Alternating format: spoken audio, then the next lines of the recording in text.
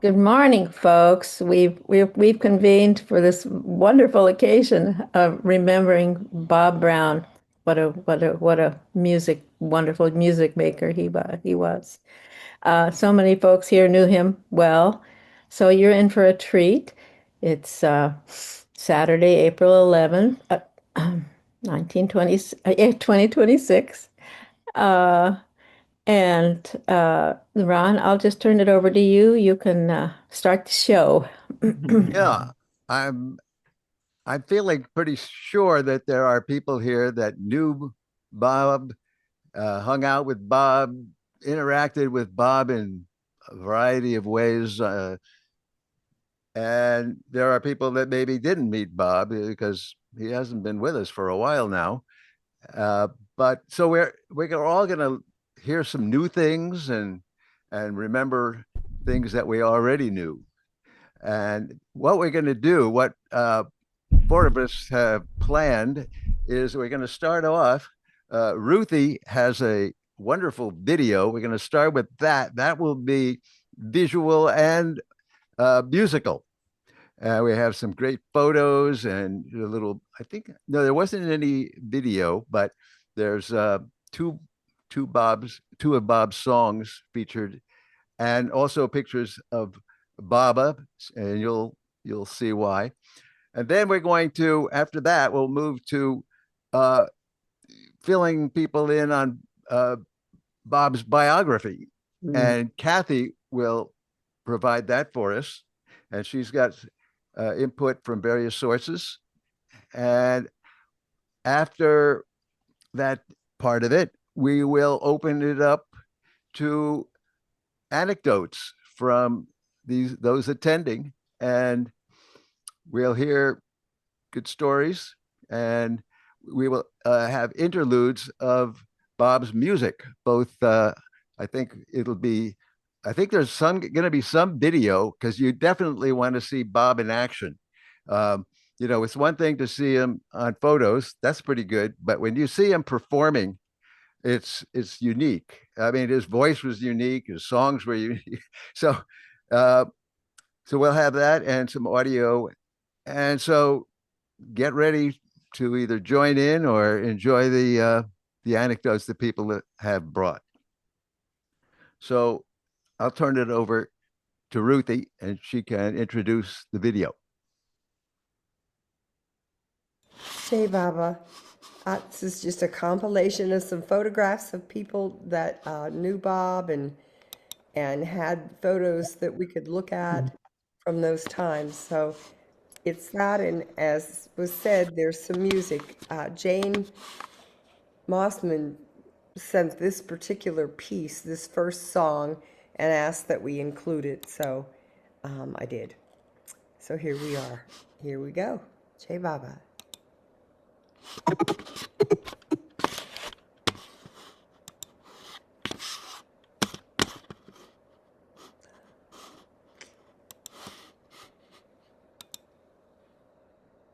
One, two, three.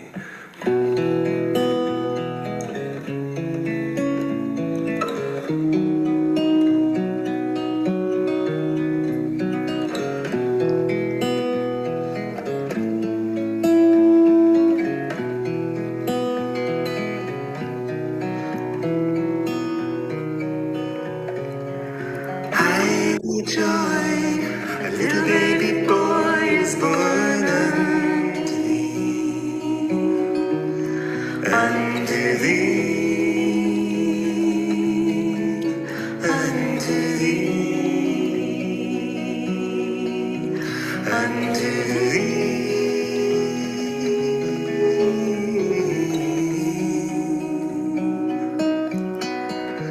unto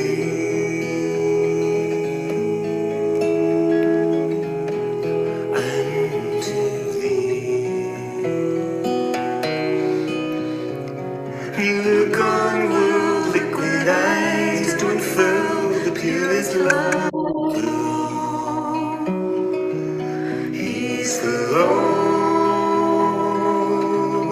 He's the Lord, He's for all.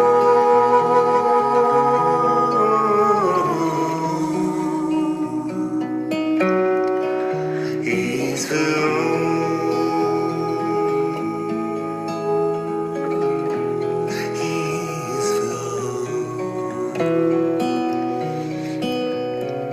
Glad and white, he's the creation's delight. He is the one you know. Let us heed his call. Let us heed his call. Let us heed his call.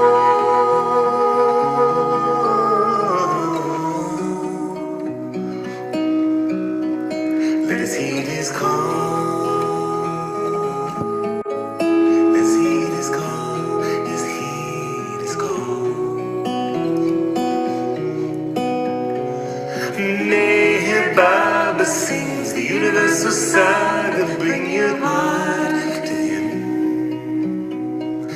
Laid at his feet. Laid at his feet. Laid at his feet.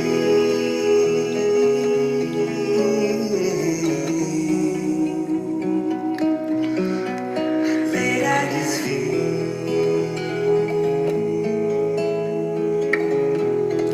Laid at his feet. Hide the joy, a little baby boy is born unto thee, unto thee,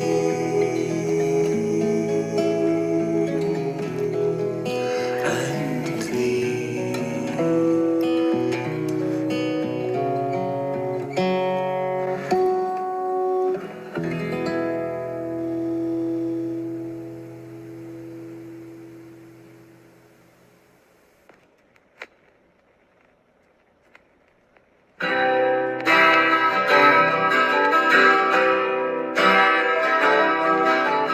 You're the very sun behind the soon rising sun.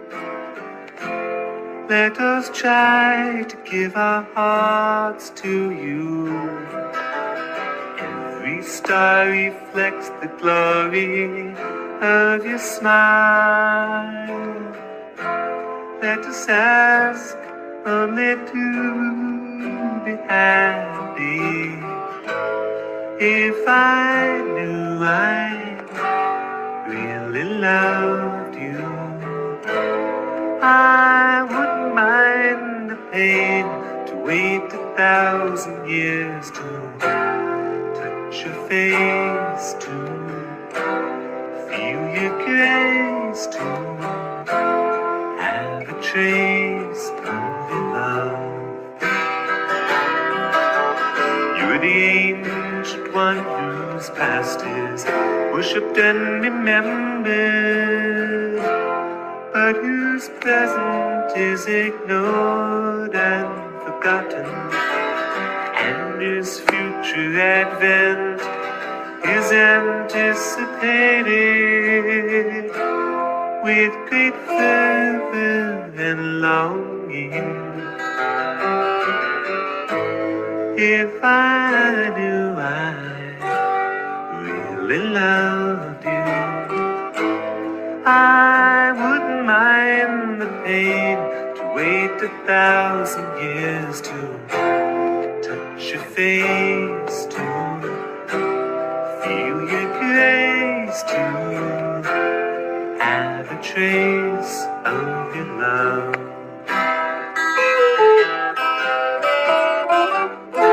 To touch your face, to feel your grace, to have a trace of your love. Round the earth, your love is flowing as a river wide and deep, making full and rich the harvest that each at time's end will reap. The light of new day now is dawning as a heavenly flower rare.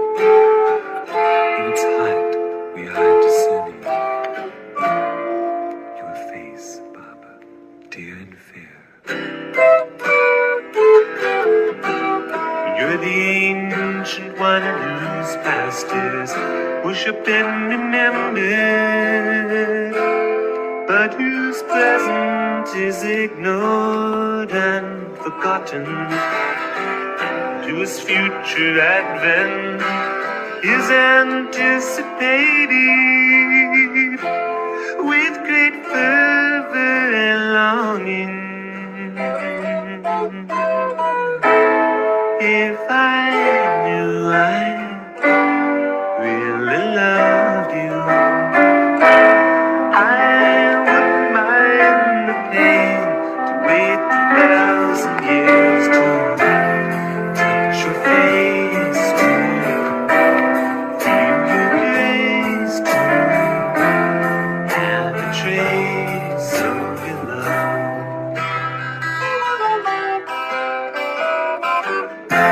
To touch your face, to feel your grace, to have a trace of your love.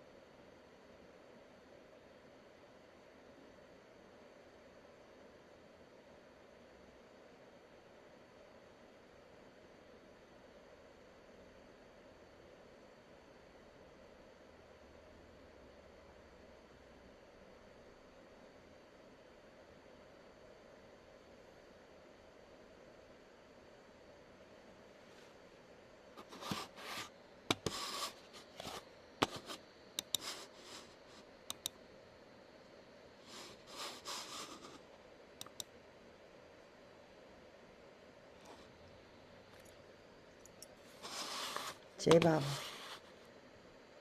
That was great. Wonderful, Ruthie. Thank you. Before we turn it over to Kathy for this biographical sketch, I just wanted to mention two things. One is if you can use the mute feature while somebody is offering up their story or anecdote or whatever they're offering. And the other is I just wanted to, and then there's a raise your hand function on Zoom that probably most of you know about. So we'll use that in order to know who wants to offer their particular anecdote or commentary about Bob. And lastly, we will have another session here on Bob, but it's going to be a concert of his songs provided for all the people who love singing Bob's songs. Hopefully we'll get a group of people and they'll sing their favorites. And I think we'll have fun that way. So look for that in the coming weeks, months, whenever we get it on the schedule, we'll have that. So take it away, Kathy. Thank you so much, Ron, for bringing this idea to fruition. I love this opportunity. So Jane Turner Brown Piotrowski and Jane Brown Mossman have written up some nice remembrances that I will be reading. And so this is a lovely just a gathering of memories from Jane Turner Brown Piotrowski. Bob and I were married October 19th, 1974, in Reverend Dale's empty house, in lieu of a garden wedding because it rained and all the guests had to move inside. Kitty, of course, encouraged us to arrange for that possibility. The sun came out gloriously halfway through the wedding. Bob was working on a song when we went to India in 1974, and we arrived in Bombay, and, with Dana Ferry, who had also just arrived, we were invited to a Navjot ceremony and sang the new song, Though it seems like a long and lonely night, I'll wait for you. When we arrived in Pune, we sang it for Baba's brother Jal. After the last verse, he said we should change the chorus to, though it seemed like a long and lonely night, you're here at last. Because Baba is here, the title of the song became You're Here at Last, thanks to Jal. Early on, I realized that Bob would talk in his sleep. And one night, I woke to find him standing up by the side of the bed with his hands up toward the ceiling, his fingers wiggling, and I said, Bob, what are you doing? He said, I'm looking for angels.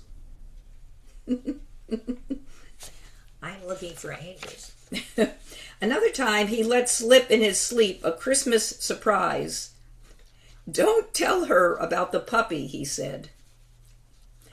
I could only guess and then act surprised when out of a box under the Christmas tree popped the little head of a Scottish terrier pup. Once Bob was coming home and he saw a little screech owl stunned by the side of the road. He brought it home and took care of it in our bedroom. The owl was on the towel rack. No, I took care of it, in our bathroom. The owl was on the towel rack. And after a week, it had recovered and Bob released it on the center.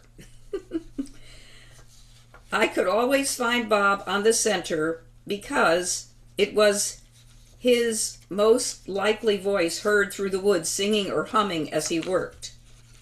Once he beckoned me to come over to him. His hands were cupped as he had caught a little furry bumblebee. He said, "Isn't it sweet?" and kissed the bee. Everyone knew he had a special connection with turtles, and so the house had many little remembrances of these turtle mementos from his friends and admirers. One time after cleaning Baba's house, so this is another story that's really shows the Bob Brown that you will just hear soon. One time after cleaning Baba's house, he wanted a little peek into Baba's bathroom, which had always remained closed at that time.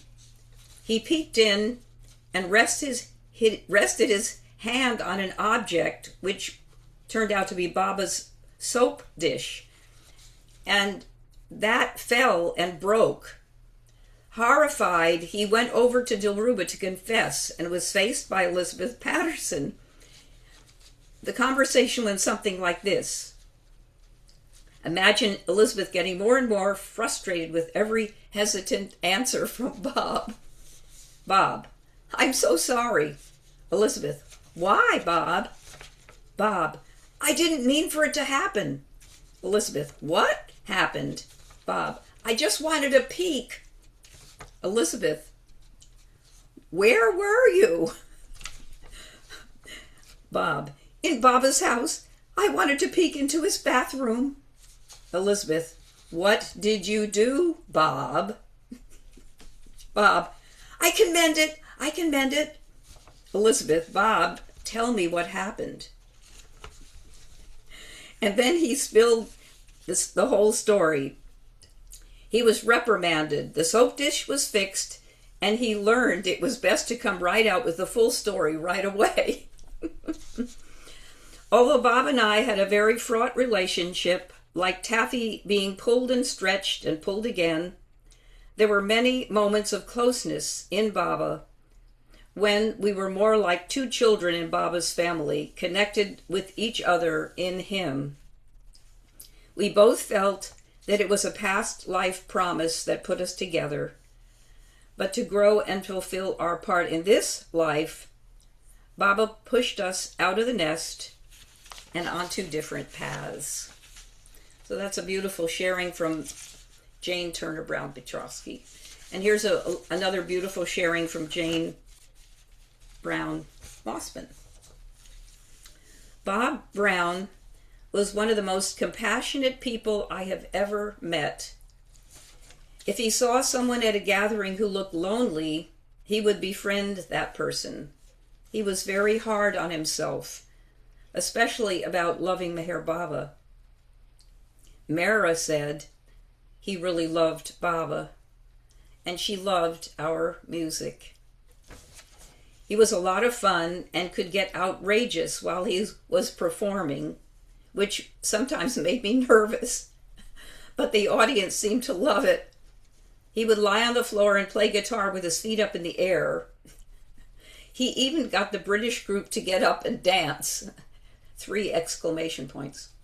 He taught himself guitar and made up his own chords, which were beautiful. He didn't think he had a good voice, but I and many people loved the warmth and love in his voice. He came to know of Meher Baba in around 1967 after he was wanting to die.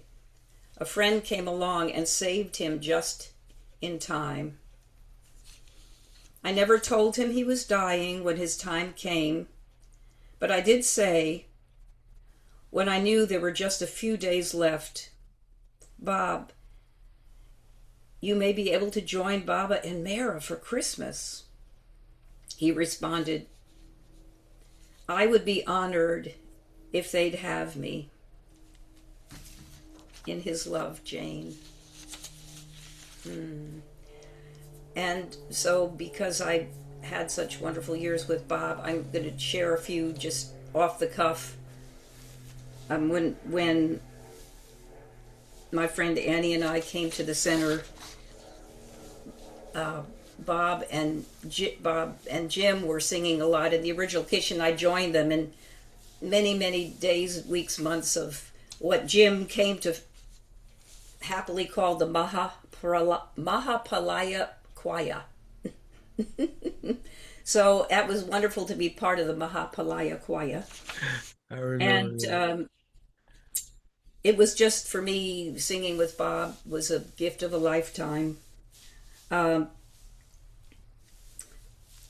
My happy memories of Bob's Cockroach Act, which Jane Turner Mossman, Jane Brown Mossman, sorry, would share just now. We were somehow at the old meeting place. There was a picture shown, and I think it was a happy club. That's right, it was a happy club gathering. And all at once, Bob broke into Jeremiah Was a Bullfrog, and he fell on the stage. Legs, many of you have seen this, up in the air, the guitar's on his stomach, he's playing, and his shoes are flying off. Often he had different color socks on. And as we were, yelling joy to the world, all the boys and girls, I looked out. Elizabeth Patterson and Jane Haynes were out in the audience, and Jane was doubled over with laughter. She just totally lost it. And that's one of my treasured memories of Elizabeth Patterson. Going with Bob out to my maternal ancestral home 2 hours west of here was a joy, because he picked a little poetry book out of my granddad's study, went home and wrote, "I envy every grain of sand." And when I went to India and sang that for Mara, that was one of her favorite songs of mine. So that was very important to me, because it connected my birth family with my Baba family through Bob and Mara. So that was meaningful. There's many silly, crazy stories. Bob had Annie and I go to a field of flowers, and he taught us how to kiss bumblebees. So I remember fuzzy little backs buzzing gently. He kept saying, just very gently, you don't, press too hard. And one day we went with him to a reptile world that's not there anymore, and he bought about 20 box turtles, brought them to Dilruba, knocked on the door, and asked Elizabeth Patterson if we could release the turtles on the center. And she looked very happy and let us bring the 20 squirming box turtles around the back of Dilruba to shoo them down the hill into the lake. There's many, many, many, many stories, but anyway, it's just a joy to share this with you today. And thank you, Baba, for Bob Brown.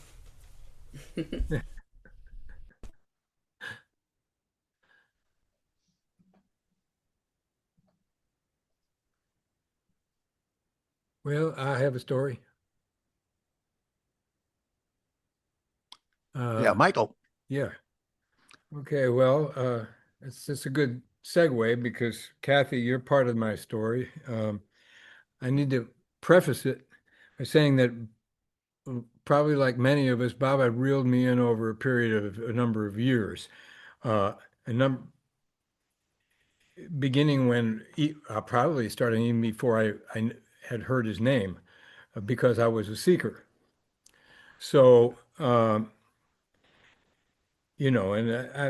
yeah, I was a little envious of people who seemed to have found somebody, like when the Beatles went to Maharishi, I thought, yeah, that'd be great. But, uh, I kind of feel like it sort of just has to happen. I can't go like, I didn't feel attracted to go try to find the Maharishi. Okay.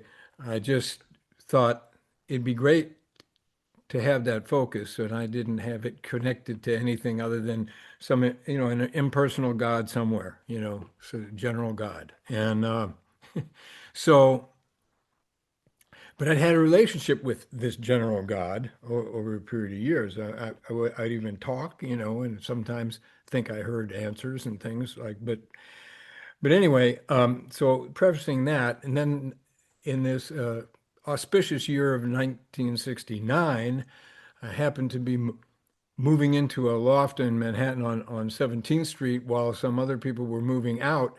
And I was a musician and an actor, but I was more focused on acting at that time. And, I was been working as an actor.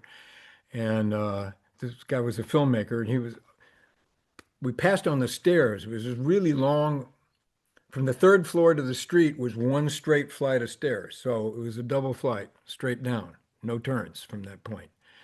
And we stopped in the middle of the stairs. He just stopped and looked at me. We were shoulder to shoulder passing on the stairs. And he just looked at me, stopped, and he said, you look like Mayor Baba. And then he just kept on going. Well, I think that's as an actor, you're the product that you're selling. So if somebody says you look like something, you want to like find out, well, okay, so what do I look like then? So the only picture I saw of Baba was "Don't worry, be happy." So I don't look like him. I mean, I was in my 20s, right? So I don't know what do I that okay. Later I did look a lot like Baba in the 1920s. Okay. I looked like that. But anyway, so that was the setup though, because that's the first time that caused me to be aware of anything where the name Mayor Baba came up. I pay a little more attention. It was a setup. Okay, so I had a name. Somebody, that was a little more than nobody ever said you look like the Maharishi or anything like that. All right, so all right, so flashing forwards a number of years and circumstances. I was living in Woodstock, New York, by the way, in those days, and uh, well, no, not when I moved into the loft on 17th Street, but not long after that, I was living in Woodstock, and circumstances there became, like I used to have to go to the city all the time, for work and so on. And then situation arrived with a friend of mine who was in Nashville, had moved from New York to Nashville. She was a businesswoman, but she said, I'm living with my boyfriend, but the company gave me a free apartment and I got a vacant apartment, has a live telephone, not a stick of furniture, but you're welcome to use it if you want to come down. And I thought probably never be easier for me to go check out Nashville. All right. I was a drummer. All right. So so I did. I sublet my little place in Woodstock and off I went. And so I'm, sleeping in a sleeping bag on a carpeted, the floors had carpets. I went out and bought a pan to boil water in and stuff like that. That's what I had, and a live telephone. Well, I didn't need, you know, didn't need that much else. And So I'm doing this and going on, and I got some introductions in the music business, and I had some dealings with Nashville in the past, but I had more now because the company my friend was working for was investing money for musicians who were making a lot of money in Nashville. So she knew the people on the A list, and so I was getting around, and I'd been to different studios, and I had struck up friendships with engineers in various studios, independent studios, as well as the labels. So sometimes I'd make the rounds and just, anyway, and point being, Woodstock was a place where people talked to each other all the time. It was like a hippie encounter group, and Nashville was not, okay, not at all. Uh, and so. It was all like acquaintances and stuff, but the guys I met, they just talked about records and cars, things like that. And okay, I could have those conversations, and so but that was it. So, but I started to feel like I was starving. Day by day, it was more like it seemed like everything was perfect. Somehow I was led with a perfect situation to Nashville, as a musician trying to catch on to something that you could actually make a living with. And and I'm starting to feel like I'm just dying of thirst.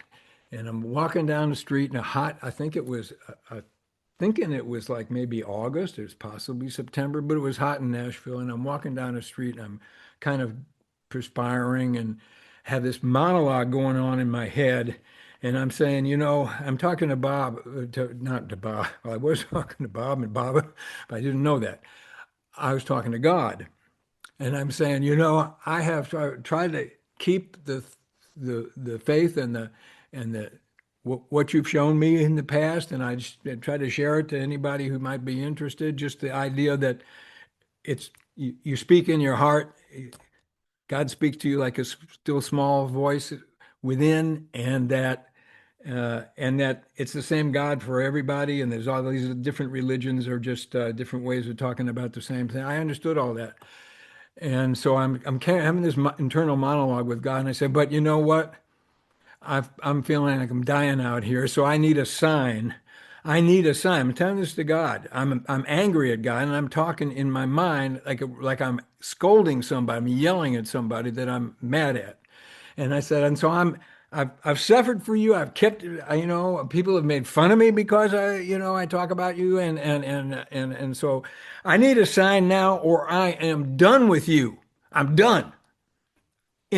Silently in my mind. At least I wasn't screaming out loud like I'm walking down the street. I was quiet, but not internally quiet. And right then I'm passing an independent recording studio, place where I knew the engineer, Audio Media Recorders.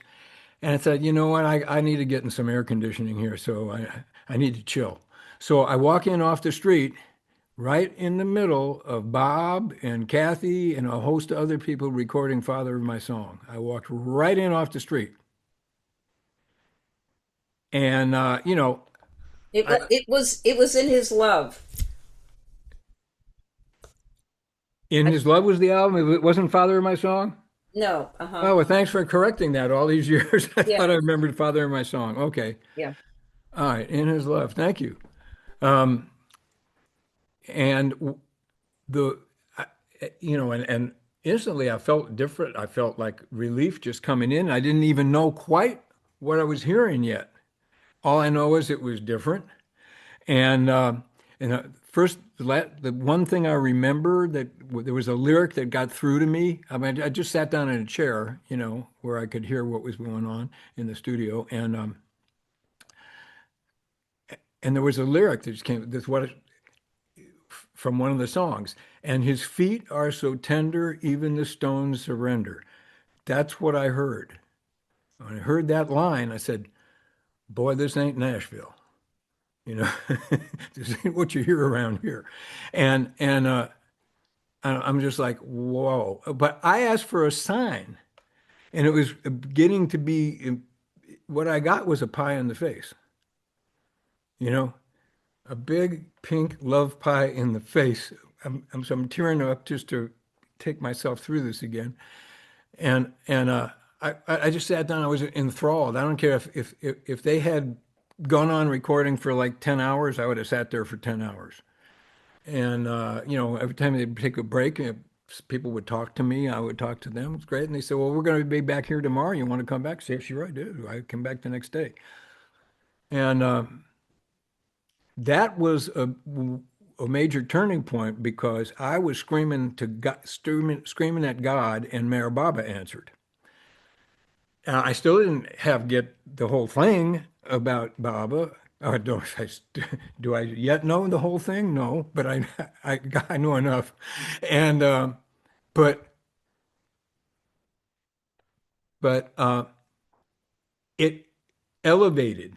I say, okay, Baba, okay, God, you sent me Baba, and I thank you. I will just look to Baba. I'll look to Mayor Baba. I still didn't have the idea yet of who exactly Mayor Baba was. All right, but that had me really open to it, and and I mean that that those 2 days really did change my life, and much more surrendered than I had been before, and happy to be okay. I'm not lost in the desert. I'm just doing whatever you want me to do. Okay, and I'm here, and thank you, and all that stuff, and not long after that, I pick up a guy hitchhiking, and I kind of picked him up because I thought he might not be safe hitchhiking on the streets in Nashville. I don't think that was really the case, but he didn't look, he looked really different. He was short and wide, and he had a huge long beard. I didn't know how long it was. It was pinned up under his chin, and so it was twice as long as what it looked like. And uh, I don't know if anybody knows his name was Kenny Dyfick. He was from Queens, New York, and it turns out he was a Bible lover. Oh, wow. What a surprise, huh? Okay. So he's a Bible lover, and we just hit it off, and we began talking and stuff like that. And he gave me a book to read. It was called Listen Humanity. And that just, but every word in there was like something that I always knew, but just didn't quite know how to say it. And well, anyway, well, one day I'd been reading the book and I was just smiling from ear to ear. And I looked in the mirror and the grin kept getting bigger and bigger and bigger and bigger. And until I felt like my face was going to break in half. I split open. I could not stop the smile. It was a volcano. And so I just surrendered to that. I said, okay, well, maybe my head will split in two because it's what it felt like. And then my problems will be over. So Michael, I'm sorry. I'm wondering, I think Ron has a few more things to talk. Would you mind finishing the story? it's come, yeah. Oh, you're Okay. almost I, done? yeah, Okay, yeah, thank I you. am. Sorry. Okay, Sorry. good. All right. All these things are all connected to me, and I'm Uh, not that good an editor when I'm talking. Okay. So, so anyway, but there was a Baba experience that happened. So at that moment when I thought my head was going to split open, instead it was just like an explosion in the mirror of like it was like looking into the sun, just blam, and I was out of my body. I did not know what happened to me. I was just floating in some void, and then gradually I saw an image of a face in the void, and it had long dark hair. It had a mustache. Well, so did I, but so did some pictures of Bob. Anyway, I suddenly got okay. That's the reflection. That's the message came to me is you are me. I am you.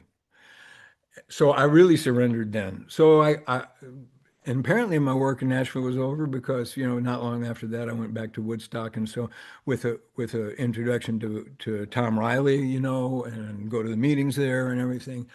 And then several months later, at this point it was probably 73 or maybe no, maybe 74 when I actually left Nashville.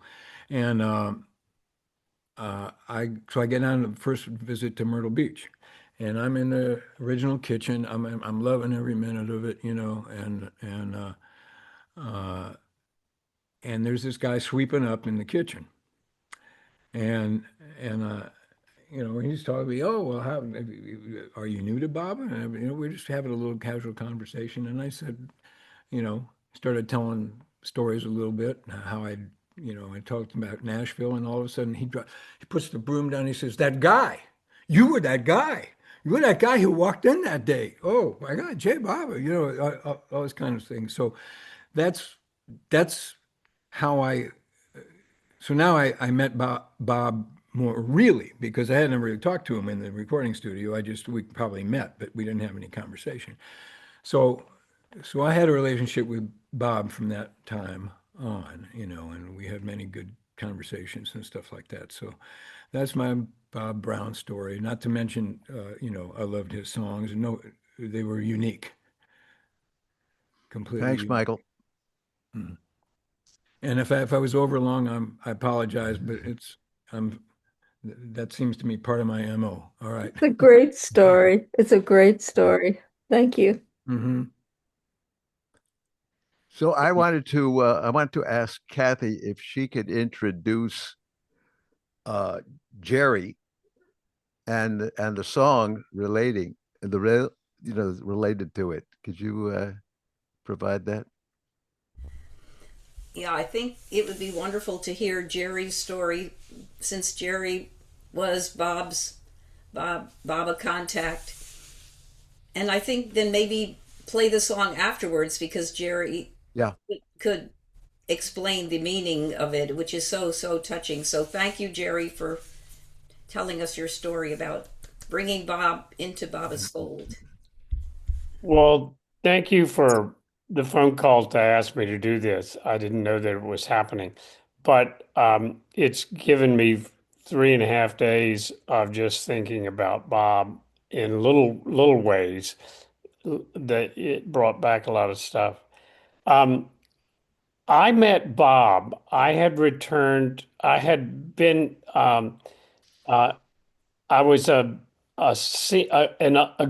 coming senior, and I had transferred back to the University of North Carolina at Wilmington, which was my home, because my sister Mary Morton was in a terrible crash and a paraplegic, and my father had 3 months earlier had a separate automobile crash and he was disabled for the remainder of his life. So I transferred back to the University of North Carolina, Wilmington, so that I could be there to assist my mother. Well, um, I was I had always thought I could get away with not taking physical, the courses, gym, and all of those things, which back in those days they made you take.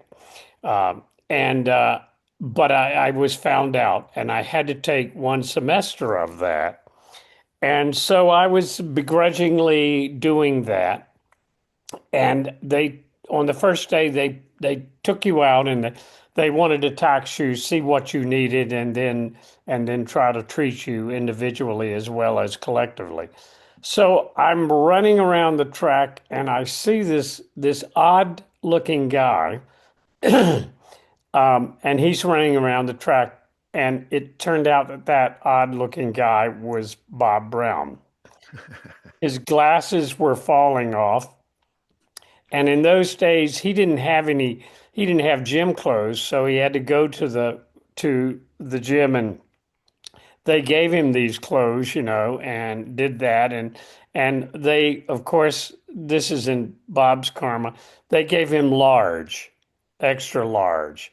And so he's trying to run, and his gym shorts are coming down, to his knees, and he can't run. And he was obviously the joke of all the other freshmen. He was a freshman.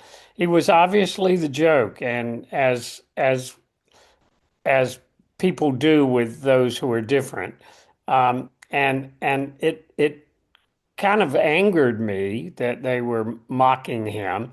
And it also, he was so sympathetic. I just stopped and I took him back to the gym, and and they gave him proper running gear. He was also the shoes. I think they were just normal shoes. They weren't gym shoes or anything. Any rate, I met him and I told him my name and I asked him where, a little bit about himself and found out that he was really not happy to be going to college. He was really not interested in it. And at any rate, there was something extremely sympathetic about him.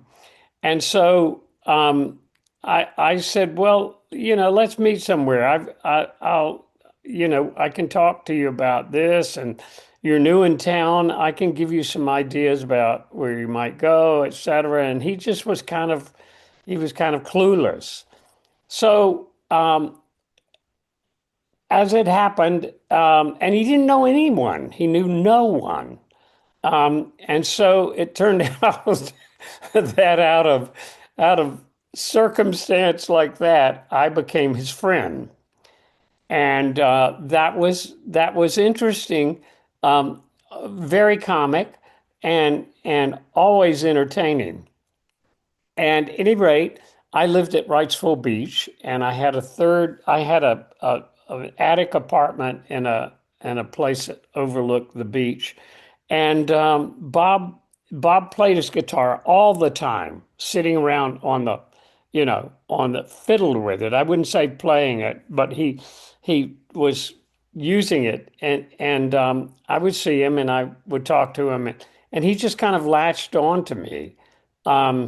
And it was interesting because it wasn't a codependent relationship because I enjoyed him. He was the most distinctive person I was with. And I was majoring in theater and in literature, but I was majoring in theater and I was involved in a production at the time, and not at the college, but in Wilmington at a theater. And Bob was fascinated with that. And so he would show up at the rehearsals.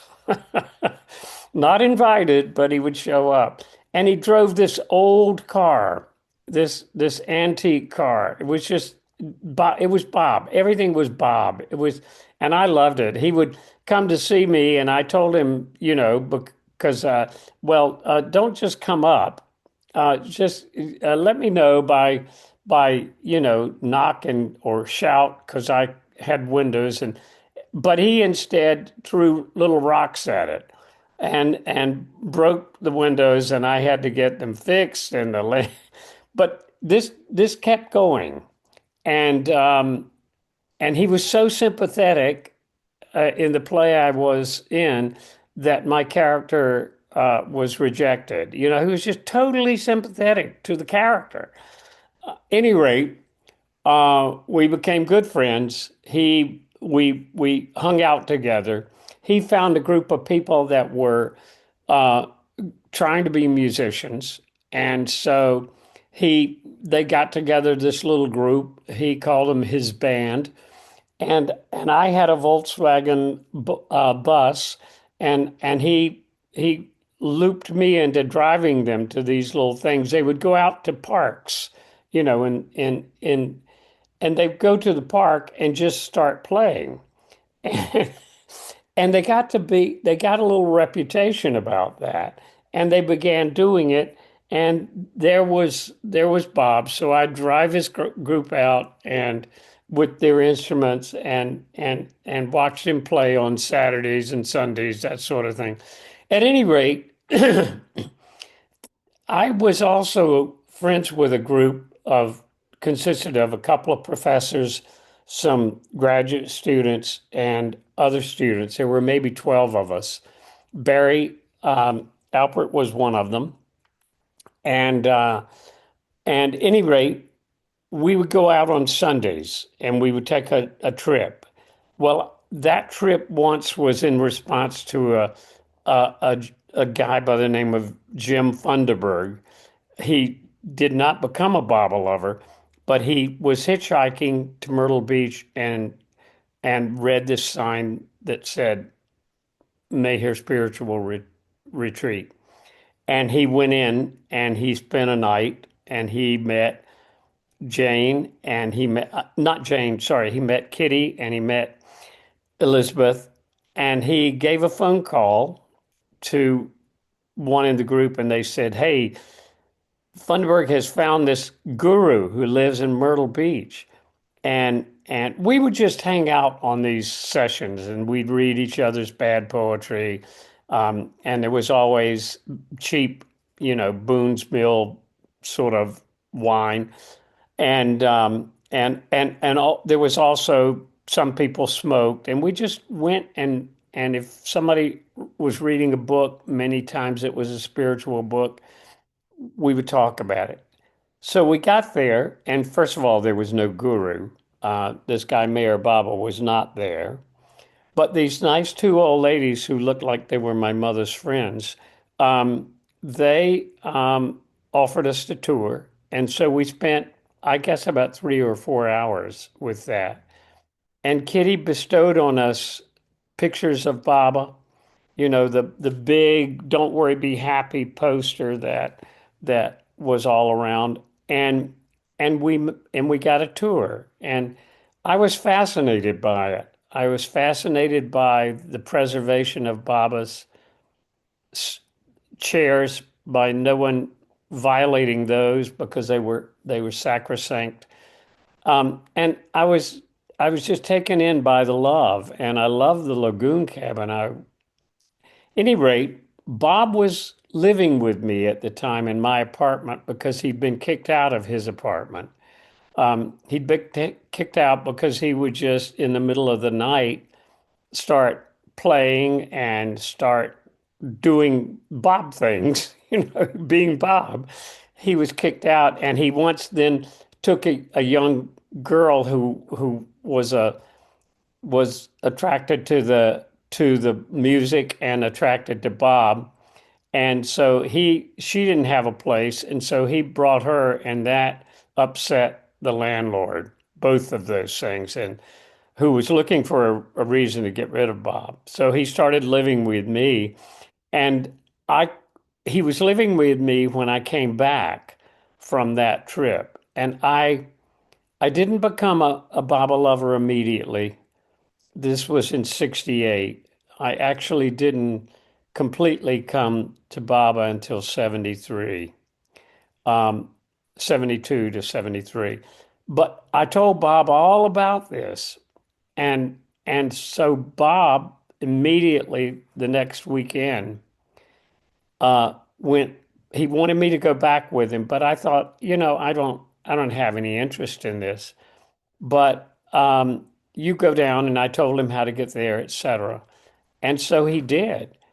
And within a short time, Bob moved to Myrtle Beach and began to live and work at the center.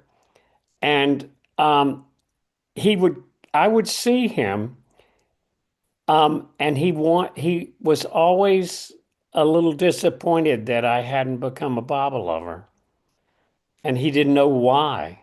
And in his regard and his love for me, he wanted me to have what he was experiencing. And it was frustrating to him that I wasn't. Um, and then, of course, after my graduate school and all of that, I was rooming with Rick Berman at that time, and Charlie Gardner and Trudy were there, and it just it and I had some unfortunate things happen to me, and Baba was, you know, the way I got out of that. And I would come to the center.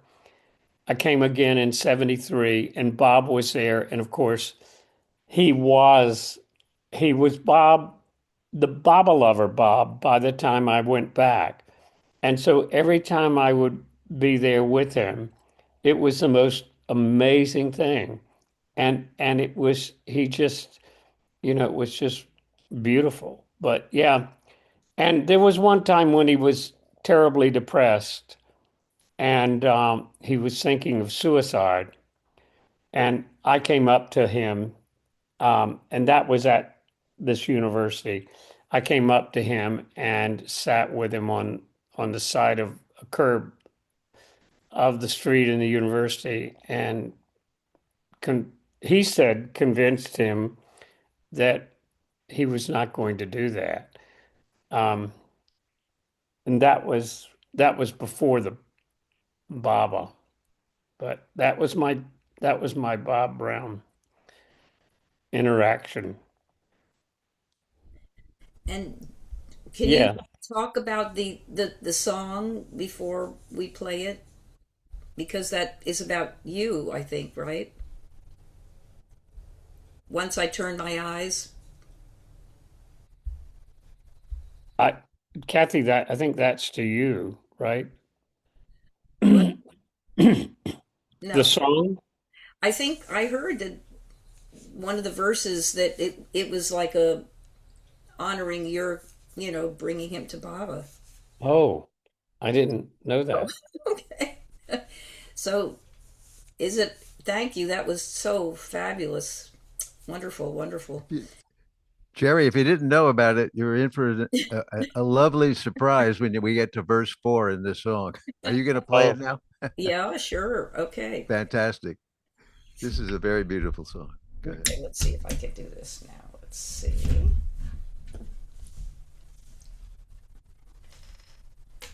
Okay, so, okay. Just a second, let me get it. Okay. Okay.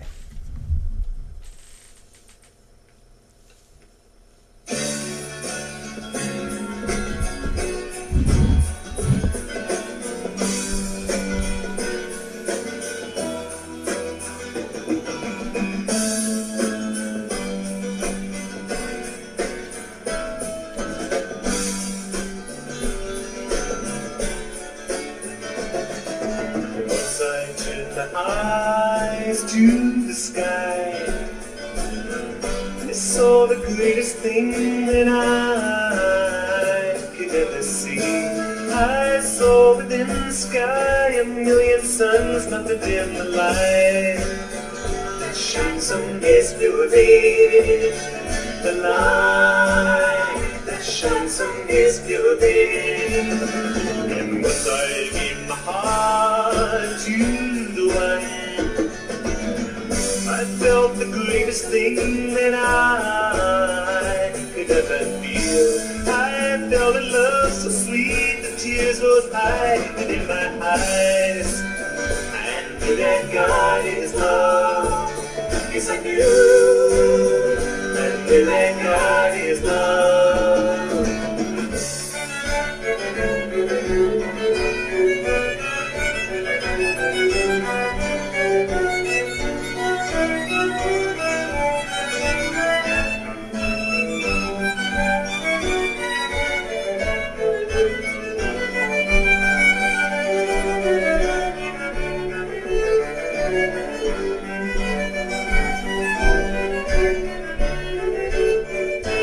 So I gave my all to the one.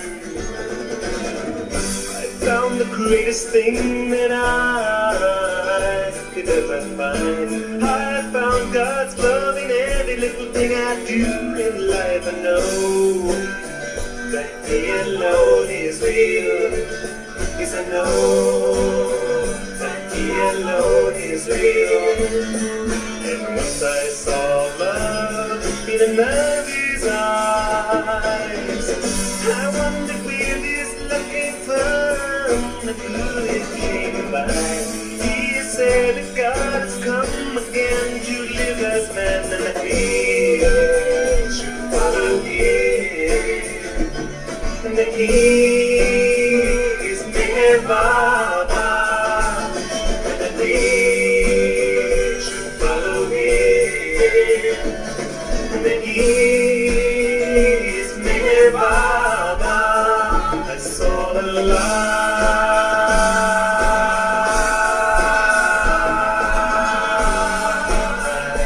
the love. I saw the light,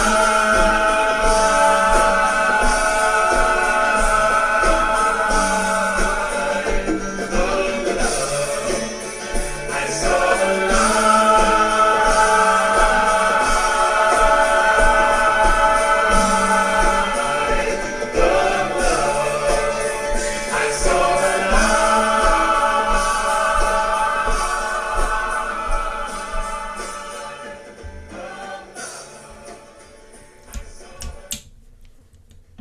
I have to say I've loved that song since the first time I heard it.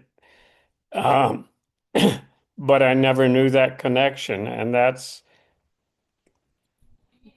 it's very humbling and it's very powerful to learn that. Thank you. Thank you, Baba. That's so wonderful that that happened here with all of us together to thank you as a group. Wow, Mhm. Mhm. Baba. That's all I can say. Baba. What was the connection? I'm sorry I came late. Mm, Once I With the saw songs, love there in was, another's eyes. Once I saw the love in another's yeah. eyes. That was Jerry. yeah, Oh, did not did not make that association. He, I think he gave me his first album. Years later, obviously, Mhm. quite quite a long time afterward.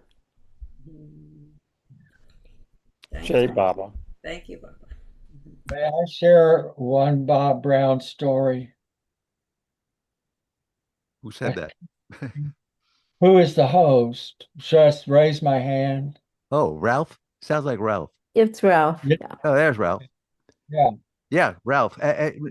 People can use that uh, raise the hand functions under reactions so that we can identify someone who wants to join in and volunteer with a story. Go ahead, Ralph. Jay Baba. It's good to see Jerry. It's been a long time.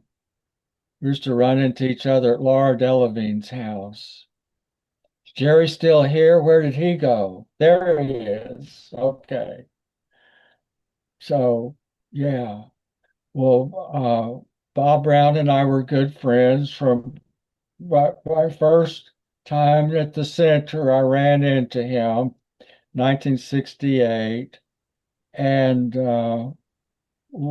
I don't know, we just hung out together a lot on the center, and we would have challenge each other to a rock throwing contest off of the boat dock, who could throw the rock the furthest out in the lake. And he would always win. He had a great throwing arm. Now, I thought I had a good one, but he was better. And then I don't know, after some years, we went to Darshan at the same time, went to Guru Prasad, and though we were on different airplanes, and there were two airplanes from the Myrtle Beach group that went to Darshan 1969, and one was full of not just Baba lovers only, and they said that was a wild trip. And Fred Winterfeld stayed on the hostess usually talks to you, to buckle your seats. And they said Fred Winterfeld commandeered that uh, the plane to the intercom, microphone to the intercom. And they just sang Baba's songs and shouted Mayor Baba Ki Jai the whole way to Bombay. And my flight was more subdued. There were about 30 something of us. And it was the overflow fight. And the older people stayed on it. Kitty Elizabeth, Ruth White, and there was Edith Bradbury. Henry Cashowdy was not older, but he was on that flight as well. And we got myself and good friend Chris Barker. We got on that flight. We kind of were companions at that time and had been schoolmates together. So the Bob Brown story I'm thinking of was years. We'd been some time with Baba, and I spent 2 years in the Army and came back, moved to Myrtle Beach after that, a while after that. And one day we just hang out together. I ended up staying with at Laura Delevingne's house. roomed with Walter Witkowski, and Jim Meyer also stayed there. So he cared for this, was night keeper at the center. And Bob stayed with us a great deal. Laura enjoyed his company, though he didn't live in, so to speak. He was there most a great deal, and along with Willie David. And Bob and I decided something to take a trip to the mountains in North Carolina. Forget the name of that place. And that's been a while. So we got to do, Bob had a little Volkswagen, and I had some money to pay for gas and the trip. We took a tent and we were going to camp out. So we went up there. We found a place to park and start our hike. We ended up out there and got to thinking and talking about bears. That the area was notorious for having bears and wasn't uncommon to encounter a bear. I said, what in the world are we going to do if we encounter a bear? He said, just take Baba's name, take Baba's name. I started taking Baba's name. I probably already was, but we were hiking up there. And I remember we ran into this, we'll call it, for lack of a better word, herd or flock of butterflies on the trail ahead of us. There was just a thick cloud of these lovely butterflies. And Bob loved, Bob was very aesthetic in that sense. Any little bug or a worm, or he would just get what's the transfixed on such things as that, and it was part of his artistic what he had a very gregarious temperament, I should say, but he also had a very sensitive side. And I saw those butterflies, and Bob said, now watch this. Those butterflies, they're gonna light on me. And he looked in there, very, he just took like angelic thing about his demeanor. And they did, those butterflies were just all over him. And then I tried it and they all flew away. And I thought, I was jealous. I said, how do you do that? He says, Baba does it, he says. So we were worried about bears. There was a creek running down our trail kind of ran parallel to that creek. And we spent a lot of time uh, wading and fiddling around in that creek.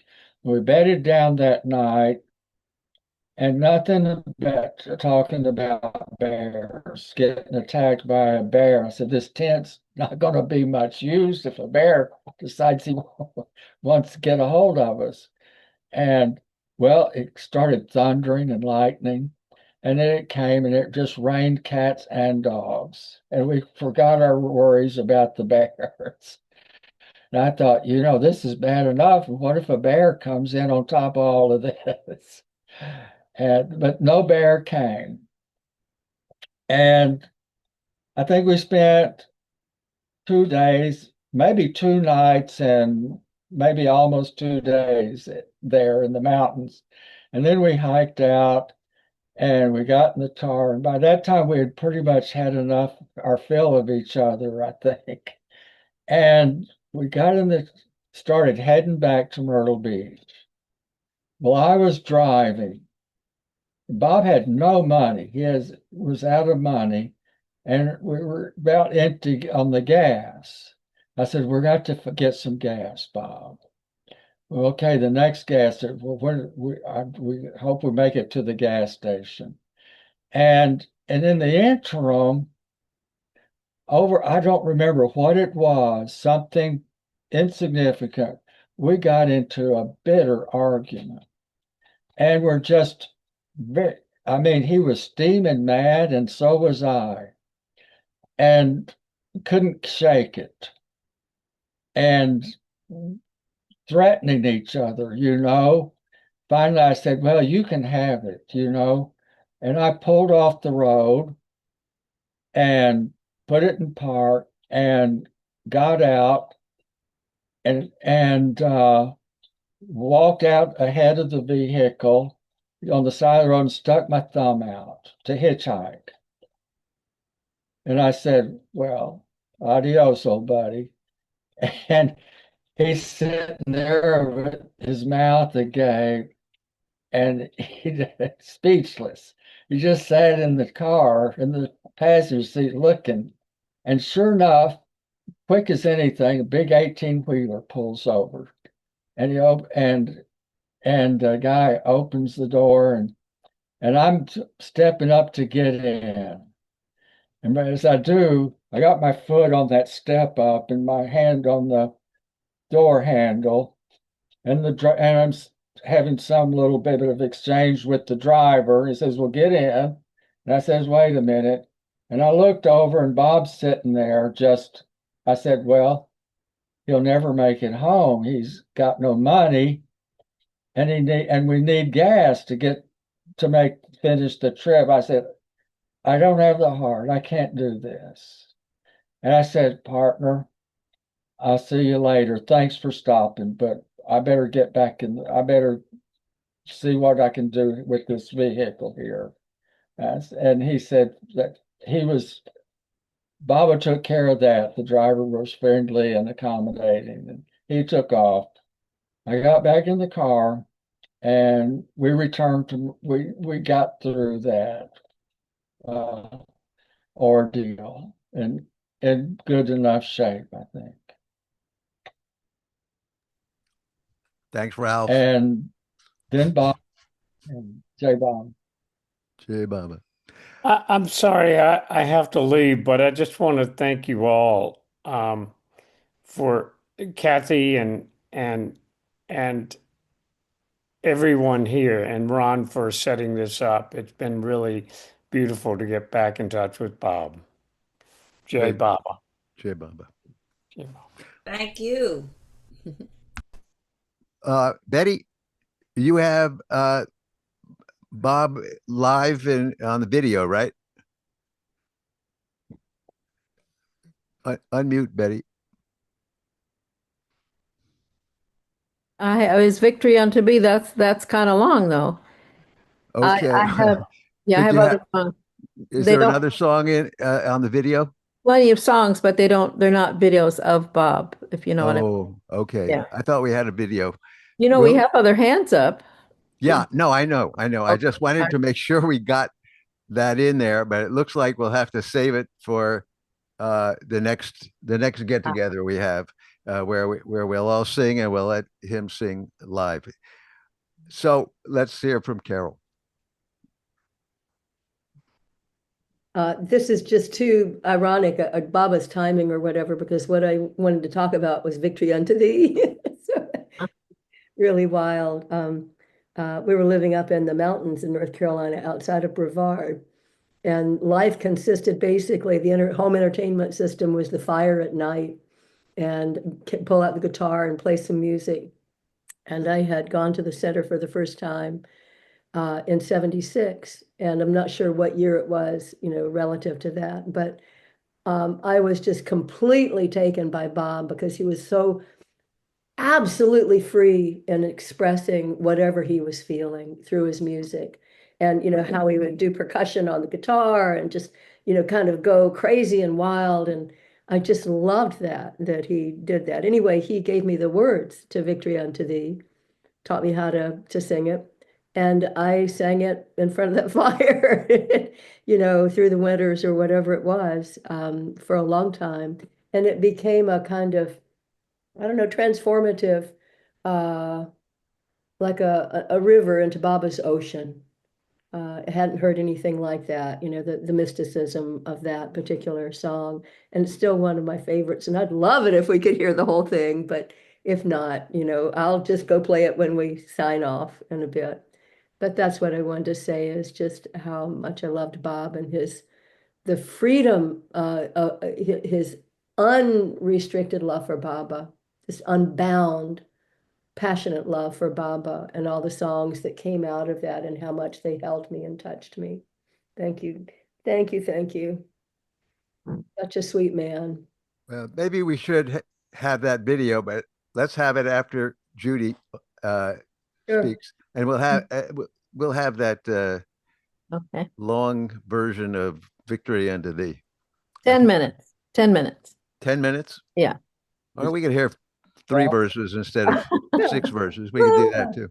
All right. Okay. What happened to? Where's Judy? Oh, there she is. Go ahead, Judy. Muted. Jai Baba, everyone. And this is wonderful to remember Baba through Bob Brown for all of us that were fortunate to connect with him in one or 1,000 ways. I have 2 small vignettes to share with you. And one is that I first met Bob at Maribot. And I'm a West Coast kid. So I come to Baba literally the day he dropped his body in 1969. And I'd been very much with Baba, but I was new to Bob. And he took me under his wing on that first pilgrimage.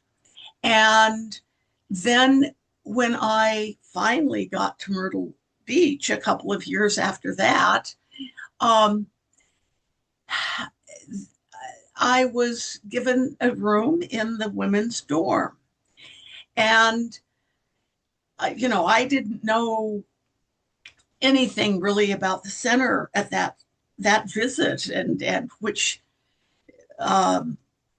which were favorite places for people to stay or whatever.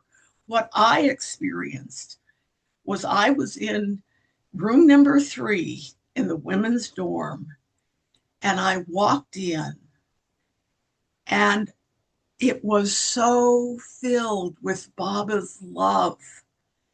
It just radiated, and I felt as if Mayor Baba had come and personally cleaned that room and prepared it for me specifically. And I didn't know at the time. I learned the next day when I saw Bob and Jane there and we talked and so forth. And they were the ones that prepared my room with love that I've never forgotten. I mean, I feel chills going through me as I'm sharing this because, and to me, that was Bob, and it was Bob and Jane together as well. But Bob was so full of love. And we, each time after that I came to the center or I saw them at Maribot, we'd always, have lunch, just the 3 of us together at some point. And I became very close to Bob, even though I didn't have the proximity that most of you had on the East Coast in those years. But one thing he shared with me, and I'll give a slight bit of background for sharing this, is that I think many of you know that I had the great good fortune to live at Maribot for over a 16-year period as a resident there. And really during all those years, I was a caretaker at Baba's Samadhi, which was such an incredible blessing.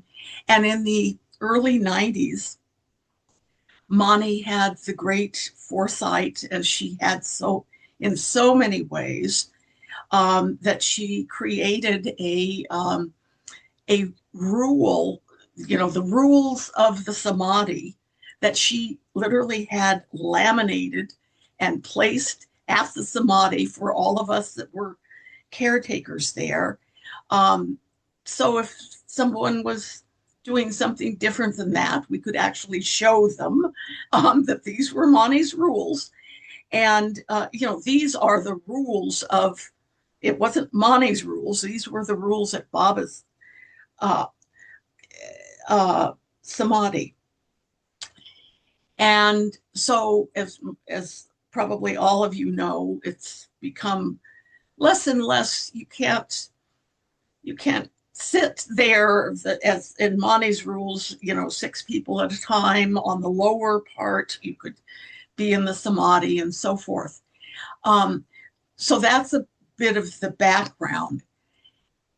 But something that Bob told me, one of those times when I was with him, and it was just him and me, and he was talking about how he composed his songs. And he said, I used to, you could be in those early years, the 70s and 80s, you could find time when you're the only one in the samadhi. And he would go up, and it was permitted back then. And he would lie down on the gray stone that's next to the marble on Baba's samadhi. And he would take his long arm around the top of it and embrace Baba, the marble on Baba's samadhi. And he would lie there, and the words for these gorgeous songs that he left all of us with, he said many of them were composed while he was lying, just him and Baba in the samadhi together, with his long legs and arms going, around the whole thing. And I love that, that's where he did his most heartful creations of music that we've been gifted for the next 700 years or whatever. And so anyway, I wanted to share that connection with dear Bob.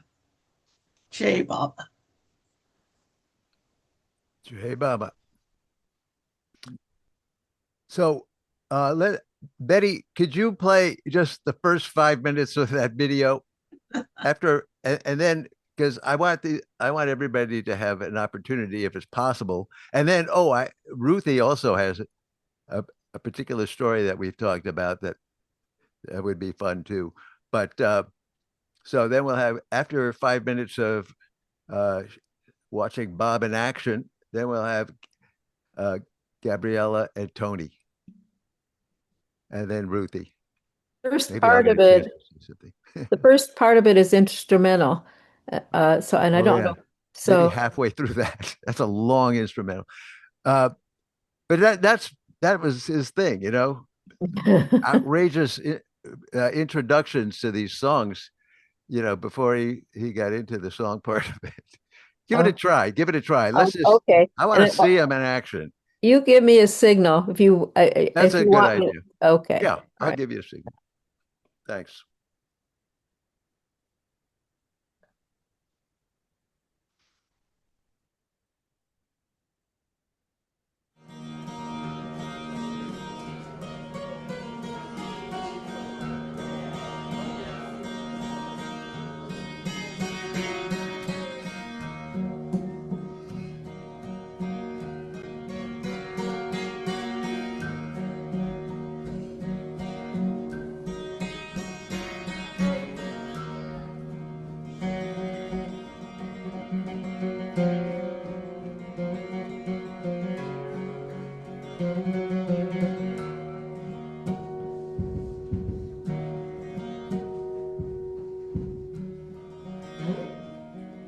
Volume okay?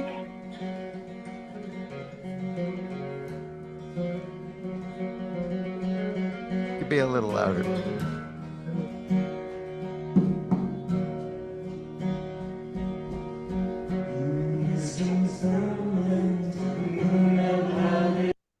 Oh shoot. Sorry. Hmm.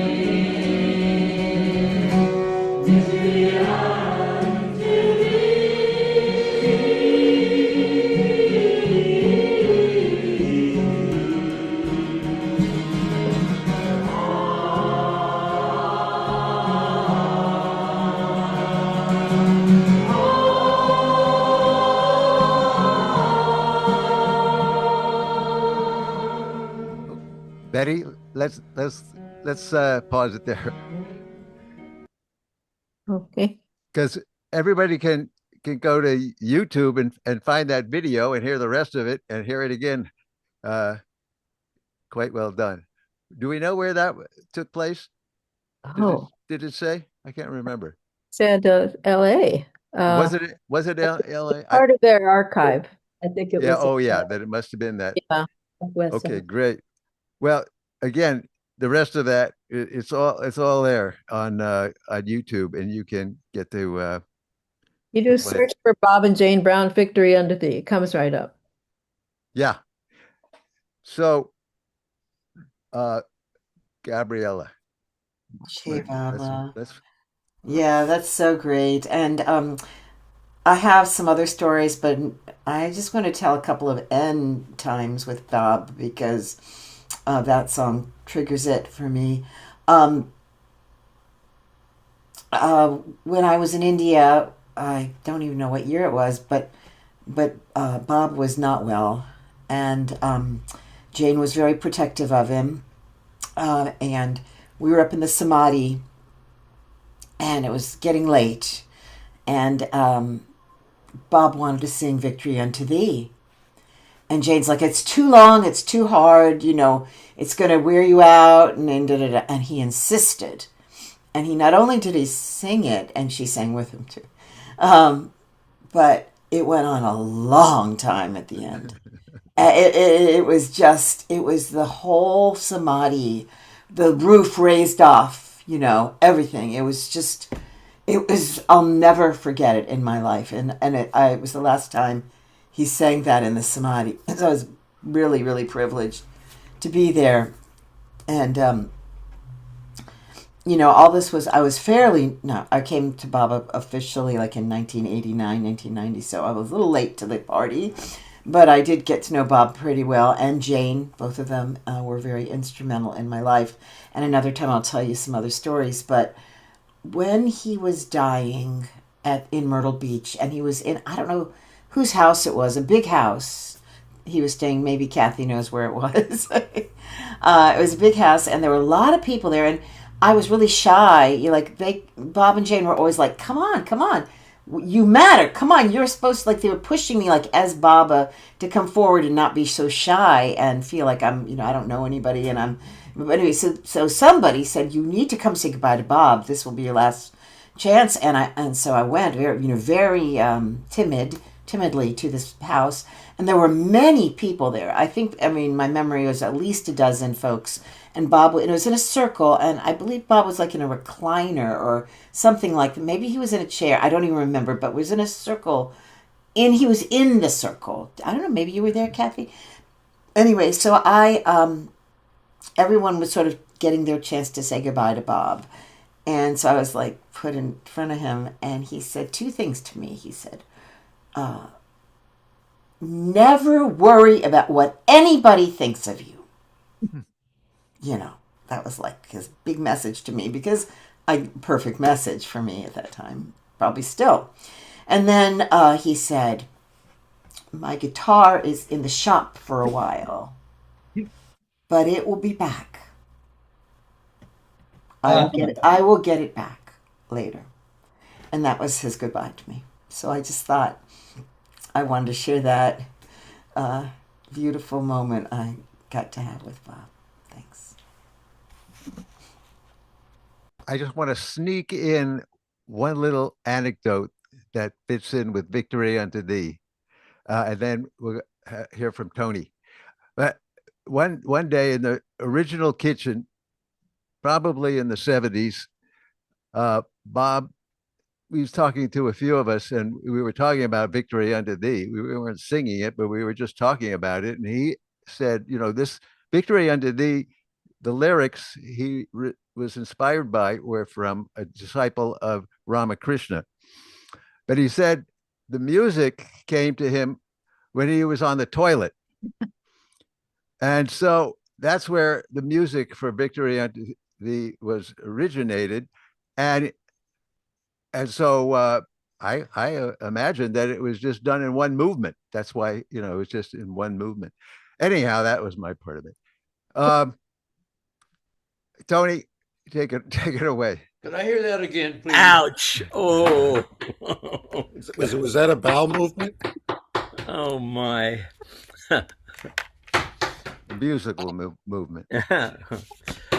So, and Ken more or less used to like to point out that Upasani Maharaj received God realization while he was on the stool, while he was on the toilet. He said, so you never know when it's going to strike. He said, you may be but you have to be worthy. You may be worthy enough to go to the stool. Doesn't mean you're worthy enough for God realization. So that's matches right there with Victory Unto Thee. I'll be quick. There's not a lot to say, really. I first I first heard Bob at this really small Monday night meetings we used to have in New York. And he was singing Meher Baba's Love, Meher Baba's Love, a beautiful song of his. I don't recall seeing him much for the next 8-10 years. I was in a very cloistered kind of Baba group that got really very strange, and progressively so. And as a result, my music was cloistered, and I did not get to perform publicly everything. I was going to be the next Beatles, and then suddenly I was like, don't do this, don't do that. Okay. So, but I left in 1980, 81. And in 81 and 82, I connected with folks at Baba House. And in 81 and 82, if I'm getting the dates right, Bob and Jane were living in New York. And so they were at Baba House so often, and so many of these concerts of Bob and Jane. And yeah, Bob just becoming possessed while he was playing the guitar. Almost you think of like Rumi with the whirling dervishes. He was just, and it was breathtaking. It was sublime. It was like it was channeled. Beautiful stuff. And at one point, he was living on Riverside Drive, the upper part of Manhattan. And I don't know how this came about, but I went to visit him there. And we wound up talking about music. I don't remember a whole lot, well, except three really salient things. I sang a song to him that I had written recently, just to give the flavor of it.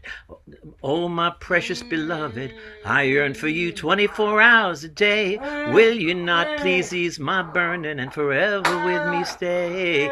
And he listened and he liked it. And he said, but he had this look on his face. He said, you can't do that. I said, why? He said, that's the same music as, oh, girl, I'll be in trouble if you leave me now. It's another song. I had somehow adapted that song. So, all right, that was good. Then a song that I had written in 5 minutes at the peak of my Baba story, a 10-year Baba story. and I sang it for him. And again, the beginning is just, oh no, that's the other one. If I could write a song that would melt your heart, I would sing it right now that we are far apart. And the song, like I said, 5 minutes is a simple song. And he really loved it. And he said, but the bridge, I didn't pay much attention to. And he said, you got to do something with the bridge. Have some circle of chords or something there. And I went home. When I went home, I took that to heart, and I came up with it, and it became my most popular song at that time. I haven't played it in ages, and on one other thing, I had set around the same time I wrote that song, I had set one of Dante's poems to Beatrice to music. And again, I'll just give you a taste of so deeply to be reverenced, so fair, my lady is when she her smile bestows, all sound of speaking falters to a close, and eyes that would behold her do not dare. Of praises sung of her she is aware, yet clad in sweet humility she goes, and it goes on. Time passes, and apparently Bob had a gig at some, it was to do one song at some big speech that was being given by some English professor, and it was on Dante, and I believe on his letters to his poetry to Beatrice. He said, you got to take this. Can you do this for me? Because that song belongs there. And I had been so cloistered from appearing in public. I had gone, in the old days, prior to that, I'd gone to the bitter end and stuff. But it was scary to go up on that stage, and the whole place loved it. And the professor came over, and she said that it's so beautiful. Have you done any other of his stuff? And it was nice. It's nice that actually my best memory of Bob is about music. One other thing, I felt I could take a risk at humor towards the end. He had a brain tumor. And word went out that he had no insurance, and anything you could contribute that would help. And we sent him a check, and it was in a card. And I wrote a little note, and I said, at the end, I said, so I hear you have a brain tumor, Bob. I didn't realize you were so sports minded. I think he would have enjoyed it, but look at the grimaces. Yeah, but this was Bob. I knew his sense of humor. So I don't get it. Brain tumor, sports. He had a tumor the size of a baseball. Oh, A baseball. I hope I said that. Baseball. So I said, I heard you had to have a tumor the size of a baseball. I didn't realize you were so sports minded. Oh God. Okay, that's a bad way to leave, but that's what I've got. Sorry. I think it's funny, Tony, but I just want to say, Bob was really picky about his. I mean, he was hard. Like, I would work on a song of his, and he'd go, "No, no, no, you can't play it like that. This is how you play." He was very, very picky, and I mean, I'm sure I know Jane. I believe she said something that she was really good. To them to get the kind of the way they were so together took a lot of work. And he was a very exacting musician too. So I just wanted to mention that. Yeah. His structure, yeah, really brilliant. Really brilliant. And I think somebody who could really talk to that about that is Phil, because he recorded Bob quite a lot. He worked with Bob and Jane recording. Here? Is he in the audience? Is he here? Phil. Can you hear me? Yes. Yeah. Oh, okay. Good. Yeah, it just amazes me how Baba connects us all in some way, in some avenue of interest. And of course, for me, it was music. And my interest in recording and the many iterations of recording studios I had. But I think I met Bob at the center when I first went there in 70, 71, somewhere around there. But through the years, we stayed in touch, and then he wanted to record, so he came up to New York. I was living in New York at the time. Actually, I think one of the sessions that we did was someone was producing him because he wanted to try and make it in the commercial music business. So he was doing all his commercial songs. And I think there was a picture early on of that studio session with Raphael Rudd. I'm not sure if that was the one because there were so many of them. But I guess Baba didn't have it in the cards for him to make it in the business, music business. So, I mean, I recorded so many of his albums and that song Victory Unto Thee, I think I recorded it twice. One of the iterations of my studio was in my house in Manalapan, New Jersey, where I took the den and made that my control room. I put a hole through the wall to run the wires. And I had Jane and Bob singing in the other room. And we did another album there and, and went on and on. So many times I recorded him. And it was just, we had great times out, for dinner and just hanging out. It was just wonderful. And what a great experience to have had a friendship with him. And it's just amazing how Baba puts us together. That's all I have to say at the moment. Hey, Phil, there's a lot of his tapes that haven't been put on digital, right? Some of them have, I think, and maybe some haven't. I'm not sure Yeah. which ones haven't and have. I hope for posterity, I'm telling you, but maybe just put it out there. Yeah, I mean, I know I listen to certain tapes and I know I can't find them. Although I might be wrong about that. So, right, right. Yeah, I'm not sure either. But we tried to put some of the albums. I think we did a best of Bob and Jane yeah, album. that has a few. There's a few. Yeah. So I put that all together for him or That's for Sherry R. Jane. Books. That one is a CD is that Sherry R. Books you can get. Yeah. Yep. Ruthie, What? are you ready to yeah, unmute? Let us hear about something about Bob's instrument.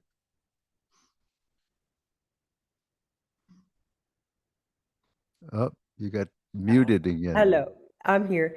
Oh, here No, you this is just a brief excerpt from one of the past celebrations where John Prettyman, who was a guitar maker, tells the story about Bob and the guitar. So he gave, I guess, Bob his first guitar. So my husband read this letter.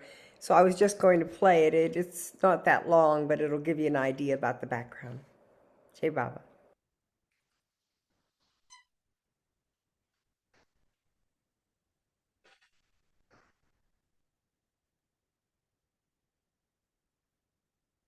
You muted yourself, Ruthie.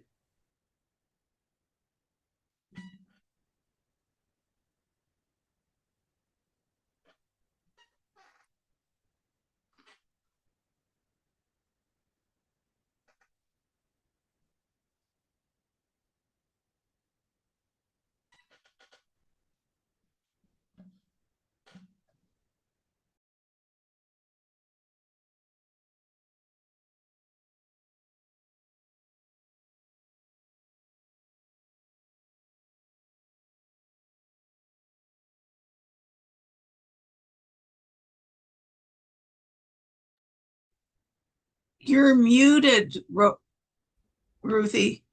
You have to share sound, I think.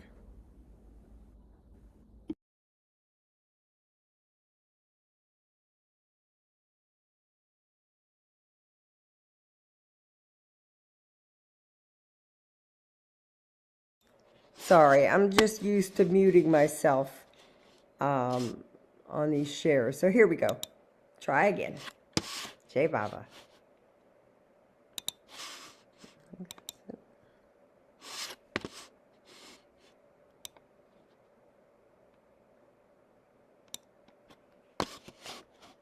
Mute yourself and just read that quickly for us.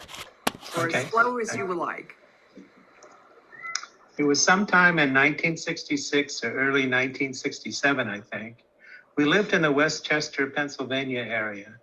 Kitty told Frank Blas, I don't know how to pronounce his name, and myself that a Thanks. Baba devotee, Bob Brown, worked in the Powley pet shop not far away.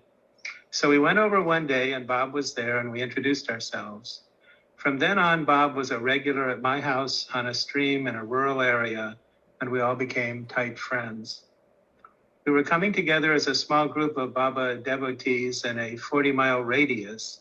I was at Frank and Diana's apartment when we first heard of Baba from one of their friends who was passing through from Chapel Hill. Maureen and Paul Hurley in Westchester, we found.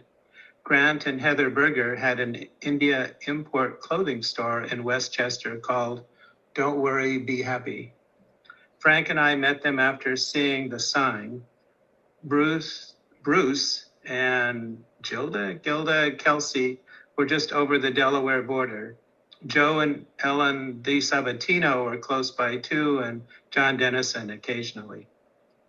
Bob was unique, to say the least. I thought he was a minor lunatic and so outgoing and exuberant and 100% devoted to Baba. There was no doubting that. We were all on our honeymoons with Baba, a very heady time, love prevailed, God realization just around the next corner. Bob banged on a guitar, just beginning to learn how to play, and sang songs he composed for Baba. He spoke about music and Baba and how he aspired to write Baba songs and make recordings. To me, he sounded like an absolute beginner at music, not much of a voice either. I guess he actually was a beginner, but oh, what devotion and confidence in his vision. I was blown away when just a few years later, he was producing such beautiful and powerful music. I'm thinking of Victory Unto Thee at the moment, and all the other amazing songs. As a hobby, I had been building classical type guitars. Bob was playing a heavy factory guitar that didn't have much tonal quality. And when he played one of mine, he fell in love with the rich vibrancy, said he had to have it ready to buy. So I gave it to him. It was my first guitar with a couple of flaws built in, but nice in tone. I don't remember how long he was in that area. It seems like maybe a year or two before he moved, maybe to Myrtle Beach, not sure. A few things I remember: having meals with us at our house and liberally pouring Parmesan cheese over the food on his plate. When I mentioned how he must love the cheese, he said he couldn't stand the cheese, couldn't stand Parmesan, and he thought Baba wanted him to shun worldly pleasures, so best to make the food as unenjoyable as possible. I remember him talking about how he loathed his father's factory, textile, I think, overcome with a dark foreboding whenever he saw it. So naturally, he got a job there and stayed till he could stand it no longer. He was a lunatic, and his devotion to Baba was quite obvious and intense. We were also at the last darshan together and were assigned to share a room in a hotel in Pune. I remember we were invited to dinner by a friendly non-Baba person. He was an electrical engineer and was hoping I could help him find a job in the US as a prerequisite to him getting a visa. I was later able to send him job information. He wanted to show us how a college graduate, not from a wealthy family, lived in Pune. When his family was ready, we moved him down a series of alleys to their small place, 2 rooms as I recollect, with a very small kitchen. 3 generations lived there, at least 10 of them. Bob and I and our host sat on the floor while the women brought containers of food, which we ate from leaves on the floor with our fingers, which was all new to us. Our host showed us very carefully how it was done. Some of the food was like fire, probably as good as the sharp cheese route for Bob. The rest of the family sat around on the floor and beds and watched as we ate. What a dear man. Later, I could see him at the center, Baba's troubadour. What a beautiful soul. Devotion pouring out, album after album. Jai Baba. Jai Baba.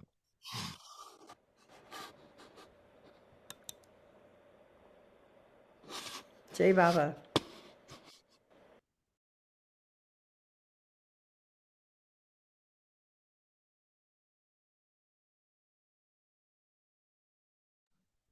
Well, I've got a few things that I would like to comment about, Bob. Um, can you hear me? Am I muted? No. Yeah. Great. Well, so when I heard about Baba, I was coming out of college, but I actually didn't know about Baba. When I came out of college, I was aspiring. I had one aspiration basically, which was to sing and play guitar because there was a couple of guys that I met in my last year of college that inspired me in that to have that aspiration. But I had no idea how I would pursue that. I had no idea.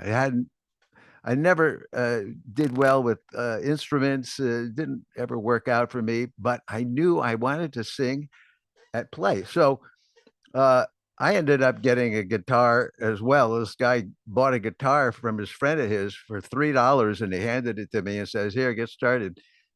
Well,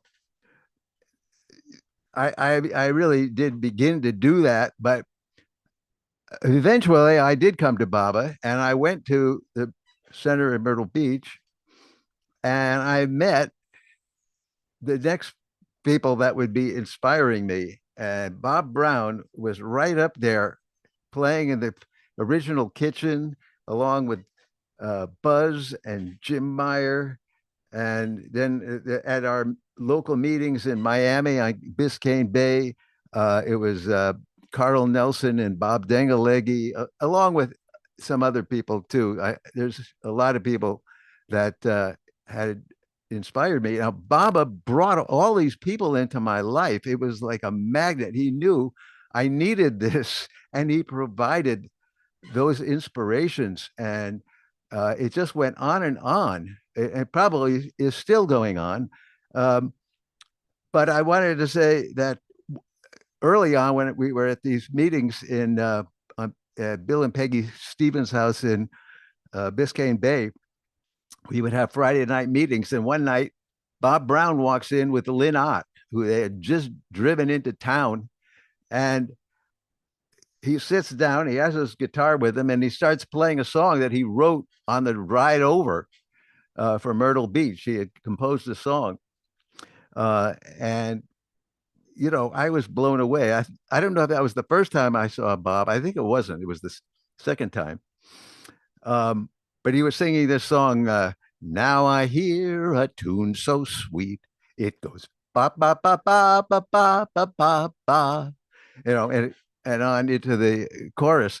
So that was wonderful. And then I also got to hear there were these moments with Bob that were just really special. One of the moments was in the old meeting place where you had like 3 seats on one side, 3 seats on the other side, and an aisle down the middle. And Bob was up there. He had just returned from India and had been inspired by Mara's prayer, which is the chorus of the song that he composed. And he sang that to us. It was like the first time he had sung it in public, I think, or maybe he sang it in India. I'm not really sure. And so that was special too. I mean, all these kind of special things that Baba gave me as gifts so that I could just get charged up and fueled up to do something that I've done for now like 55 years of singing and composing and enjoying Baba through music and song. Now, one of the things that happened was I got married and we had 2 kids, and we got a chance to go on a cheap special flight to Myrtle Beach from California with my 2 kids. They were little. They were like, I don't know, 3 and 5 or something like that. We went 2 years in a row, and both times my kids fell in love with Bob and Jane, who they met and got to ride around on their golf cart on the center, and they just were in love with Bob and Jane. And not long after that, well, I mean, I think it was just right away because they were still little.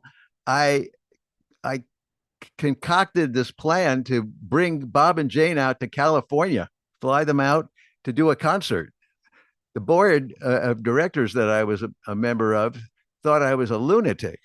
I mean, this is like you're talking about two plane fares in those days. You know, it wasn't going to be cheap. But anyhow, for some reason, they said, okay, you can do it. Anyhow, what I want to get to is that my kids, when I told my kids that they were coming, I heard this mantra from them. It was like Bob and Jane, Bob and Jane. They were just so excited. They just kept on saying Bob and Jane for like 2 weeks before they arrived. It was just that's how kind of special those times were and how special Bob was to be around. So let's see, do I have um, well, I remember seeing Bob at that last concert in LA where we saw him in action on the screen there. Um, and being around him, and whenever I would go to the center, I would always try to corner him somewhere. I remember one time just watching, being in the one of the cabins and he was cleaning it and we were chatting. And I mean, it was just such great camaraderie. I was in love with it. I also saw him play at a restaurant with Jim Meyer. They were a duo and played in this restaurant. I don't know how long they did that, maybe a couple of years. Maybe some of you also had that opportunity to listen to them in concert playing. I don't know if they played. I don't think they played Baba songs. They just learned a bunch of popular songs, and they were a hit. So God bless Bob Brown and all of us to be with Baba and receive what he has to give us, whether it be blessings or tests. And where are the other hands? Any other hands? Carol did have a, oh, there's Rich, and Carol did have a hand up. Oh, here we go, Rich. I'll just say briefly, I didn't hear anybody say anything about the competition between Jim and Bob for Kitty and Elizabeth's attention and who was the best and who was the favorite and all of that went on for so long. It's just, in the Baba family, it was just fun, all for fun. Jay Baba.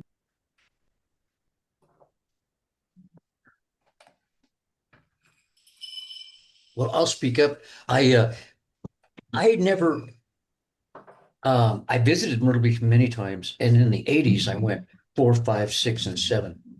And so that's, I think, where my experience came from. But my primary experience, of course, was listening to them, both of them, in the meeting hall. And I've only popped in and out here, but like the rest of you, I just went like to cloud nine or whatever the heck cloud it was. And I was just there with them. I mean, the resonance of their voices and his playing and all that, it just wasn't normal music, for me. And Jim Meyer was the same, of course, but Jane's voice was exactly as I recall it on the recording she does of the Gujarati Arti, just so pristine and all that.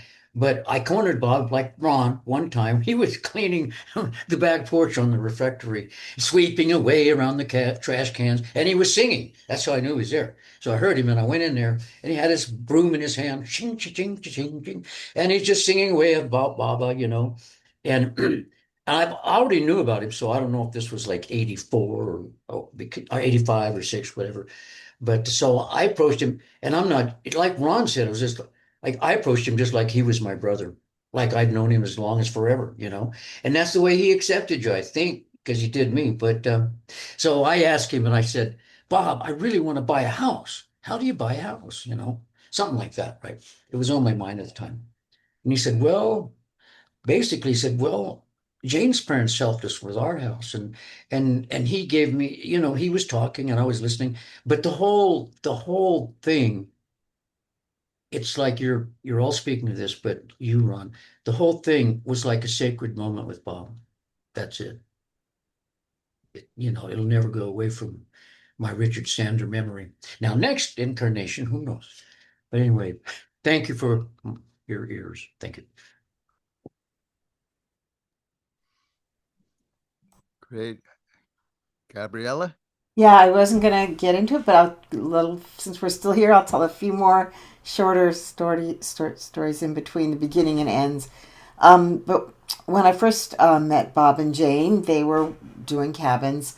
I was new to the center, and I remember just talking about Baba's thought. I think we were in the original kitchen, as my recollection. And they were telling me about, how Baba says not to have sex before marriage, um, or not to have promiscuous sex, but to wait until you're married. And I was like, what? Are you kidding me? Like, how can anybody live like that? And they just, like, on a dime, they shifted it. They said, well, absolutely, of course. How can anybody live like that, Gabriella? And we can't do everything Baba asks. They just completely met me where I was. They did not try to change me. They did not try to convince me. It was very, very beautiful. And also, I had come from I had been with a false teacher before this, and it had messed me up bad. So, I told them, in those days I just told my whole story, blah, blah, blah, blah. I told them the story. And they said, oh, Bao Kulturi writes about that in, Avatar of the Age, Meher Baba manifesting. And then they opened the book and they said, if you see through a false teacher, if you don't and you give your sanskaras to them, they will completely receive them and you're off the hook. And they're the garbage dumps of the world, right? But if you see through the false teacher, at that point, everything you gave comes back on you, plus some of their bad sanskaras. That's what Bao writes in this essay, in that book. And I was like, such a revelation to me as to why I had been through all this horrible stuff, So that was a big inspiration. And then they kept saying, you've got to go to India. You've got to go to India. Now, it was 1990. I just kind of consciously come to Baba. I'd known about Baba before, but I'd consciously come to Baba in like 89. And I went because of them, and they were there too. And this is when, not the time with the Victory Unto Thee, but this was, Bob was beginning to have some problems in India. And he fell down one time in the dining room, and everyone rushed around him and took him in the other room. Oh, I forgot one thing. Before, when I first came there, I had a dream. And the dream was that Baba was doing surgery on me, but Bob was the assistant of the surgery. So then, and then he fell down later, and I didn't come around. I didn't know what to do. So many people, and later Jane came to me and said, why didn't you come help? What Bob would have asked for you. What? And again, it was that same thing of, I didn't consider myself worthy. I didn't know them well enough, And they were like, come on, where were you? And then there's one more thing. This was the story I think Ruthie wanted me to tell. It was the Dooney was coming up, and it was my first trip to India, and I was very, I'm making lists of all the faults I had to go into the Dooney, one after the other after the other. And there was just like a huge list. And I was overwhelmed, and I just felt like I just had to leave. I couldn't face it. I was a terrible person, whatever it was. And so I actually went to the office and said, we have to start booking my return flight. I mean, I didn't really connect it to the Dooney. I just knew that I had to get out of there. And so I hadn't got the ticket yet, but I was on my path. And then I was sitting in the dining room, and Bob came over to me at dinner, walked out. How's it going, Gabriella? And I said, terrible. I hate this place. I've got to get out of here. This is a big mistake, and Bob looks at me and he goes, you think we're having a good time? He said, you got to think of it as a prison sentence. You just got to live it out, And it turned me, I started laughing. And then, the Dooney came, and I put whatever I put in, and everything dissipated. And I think it was just, Baba's work. So thank you, Bob. Thank you, Bob. Was this in India, Gabby? That was in India. Yeah. And I mean, just one more thing, to look at Jane and how beautiful she is on those tapes, and just to acknowledge how she brought those songs to life too. I just want to really appreciate her. She worked tirelessly to have, to have that part to play too, and how much I love her. So, that's J Baba. Brother Yeah. Ralph. Brother Ralph. And Jane What do you really got? made wonderful with her voice from the beginning when I knew her. I think there's a girl, I think she lives in Myrtle Beach now. I'm not sure. Her name is Terry. What's Terry's last name? Terry gave a talk recently on Baba Zoom. Am I right? Or did I just see a tape? She gave a talk at the center about coming to Baba. And when I first met Jane Viscardi, years before she and Bob married, Bob was married to two Janes. And the first one was Jane Turner. Maiden name was Turner. Wonderful girl. But and she sang with Bob, and she had a very pleasant voice, but um, I was having to live my life, and it was quite consuming. After Laura passed away, moved out, and I was fending for myself, working three jobs, and and I didn't have most of the time I didn't know where Bob was or what he was doing, but every once in a while I'd run into him at the center, which was always pleasant. Kitty, I used to keep the library. I don't want to get off on myself, but I remember being on the center. I had gotten inherited this task of from Kitty and Margaret Krask one day when I was returning the key from the library. Occasionally, I kept the library on Sundays. I'd go to Del Ruba. Kitty would give me the key, and I'd take care of the library for, I don't know, 2 or 3 hours on Sunday for the time it was open, close up, bring the key back. So I was returning to the key one day, and Kitty gave me, and Kitty and Margaret Krask was there for her time, summertime, I think. And she and Kitty were, I was going to put the key on a hook, I think, a place in the hallway was where it was kept. And they heard me, and Kitty called out and asked me to come in. They were in the guest bedroom. I think it's where Margaret slept. So I went in the room, and there they were, the two of them. It was just a glorious image to behold, the mind of these two women sitting together, and they were folding the towels and washcloths and pillowcases from the center linens, that they were doing there at the house they would wash those things and do them in the Elizabeth's washing machine. I think Elizabeth was gone at that time. Elizabeth died in 81. Elizabeth was apparently already was deceased, I guess. And they said, how would you like a job or a task to do volunteer work, perhaps it was, I don't remember how they proposed it, of washing the center towels, linens, not all the linens, but I didn't do sheets, but we did pillowcases, towels, and the bath items. I said, I could probably do that, you know.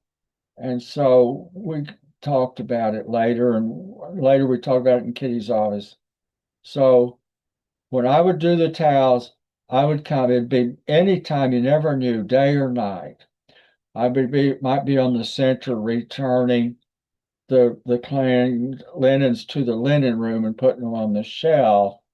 And I'd always look for Bob, run into frequently, I'd find them, he and Jane and Jeff together, three of them work together frequently. And I'd run into them, but before I would find them, I would locate them by sound because when they worked together, they would sing in harmony together, the three of them, as they worked. And it was just as who shared that story? Ruthie of Bob and Jack. Who cleaned their room? Was that Carol? Was that you, Carol? That they cleaned your room? Has Ruth gone? It's Is she Judy Robertson. She told Judy Robertson told. told that story? Yeah, yeah. And they would be singing together. And I remarked how over the time, each time I'd hear them, Jane's voice became more and more beautiful, more and more refined and beautiful. She just really progressed in her singing. And I'm not sure that was what I was going to tell about. Oh, yes. I also had a job taking pictures with the uh, local newspaper. And at this time, I was still living, it was still living at Laura Delevingne's house. And Bob had not yet married. And he and Jim Meyer got together and started working up songs to perform in public to get money. And they would contract themselves out to like a bar or the hotel lounge, at a hotel or a lounge anywhere, whoever was in the hiring mood and wanted someone to perform live music, they went into that business. And during the afternoons, they would go up and get together in the living room at Laura's house. Sometimes Laura would be out shopping. Like sometimes she would call Uta Bowman or another local person to come and take her shopping. And she allowed me to create a dark room for developing films and making black and white prints she had a basement. Laura had a basement. There was nothing down there, but I think the water heater may have been down there. And I put in a sink and set up a dark room and was making pictures. And during the afternoon, sometimes I would be down there working, and Bob and Jim Meyer would be up in the living room practicing their songs, getting their what do you call it? Menu? What would you call that? Who is it? They're set. Their agenda of songs together, and working on new ones and fine tuning and just getting more and more acquainted and better at working together, performing together. And as I'm working down there, I'm down the basement, they're up there, and I can hear them. I can hear the music. And that was pretty cool. And yet I wasn't that aware of it. And so then all of a sudden, I'm down there and they're up there, and I hear this like boom.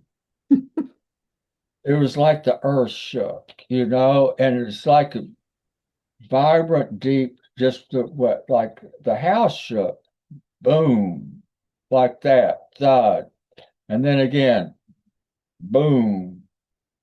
And I'm thinking, it's a sonic boom. I wonder what's going on. So, two houses down the lane lived this five-star general, Army general, with his wife, and they were friends of General Westmoreland. We used to see General Westmoreland, you know, who was the commander of the armed forces in Vietnam back. Used to visit them. I thought, oh, something must be going on. You know, the airplanes flying over. And there was an Air Force base in Myrtle Beach. So it must be sonic boom. And here it come again, boom. And I thought, oh man, I don't know. I'm gonna go up in the kitchen and get a drink of water or something. I went up there in the kitchen. The kitchen is there, and the dining space and all adjoining pretty closely through a doorway. And I hear Jim and Bob, and boom, and they are in there wrestling in the Laura's living room. And she had a lot of nice things in there, you know. They could have torn, but they did. They kept, and what was happening was they would, just to work the edge off, and I looked in there, and there they were, squared off, and they charge each other like this, like bam, like that, you know, and wrap up in a wrestling grip, and they would end up both twined together, trying to kill each other up in the air and hit the floor, you know, at flying, just to grab and slam their bodies down on that floor, boom, and it would shake the whole house. And I said, that's my sonic boom. Were they mad or were they playing? Both. Oh my They goodness. were look, you know, trying to break the monotony of just what they were just doing something physical, you know, getting their hearts pumping. Yeah. Wow. What a way to That is funny. What a story. I thought it was funny. I did. I got a big charge out of that. Yeah. Betty, Well, yeah, should we that's a good way to wrap it up. Go ahead. wrap it up? Wrap it up? Well, I'm just debating about playing the other 4 minutes more of that Victory on Turi. What do you think? Or is that too much? Well, maybe can we just wish each other a We great could do day that. of Baba and then go out with that Yeah. when it's I, over? Then, yeah. yeah. Why don't we do Okay. that? That way people Okay. can go Okay. if they're ready, or they can hear the remainder of Okay. that song. That's a good That idea, sounds Betty. good. All Okay. right. Kathy she had to leave. She wanted to send regards and she'd had a great time. She says, okay. Uh, so now, right? Yeah, we'll share it. We'll play it. Where is it? Uh, Sorry. Whoopsie. Take me a minute to get there again. We're going to say Avatar Mira Baba Kijay first, Betty, and then the music. That's a good idea. Oh, thank you. Sorry. Okay. Yeah, Gabby, your hand wasn't up, right? Okay. All right. Well, together then, let's say 3 times. Thank you, everybody. Thank you, Baba. Thank you, Baba. Thank you, John. Thank you, Bob Brown. Avatar. Meher Baba Kijay. Kijay. Avatar, Avatar. Thank Baba. you, Baba Kijay. Kijay. Avatar Avatar. Avatar, Meher Baba Kijay. Kijay. Take it away, Have a great Bob. day. All right. Let's see. Sorry.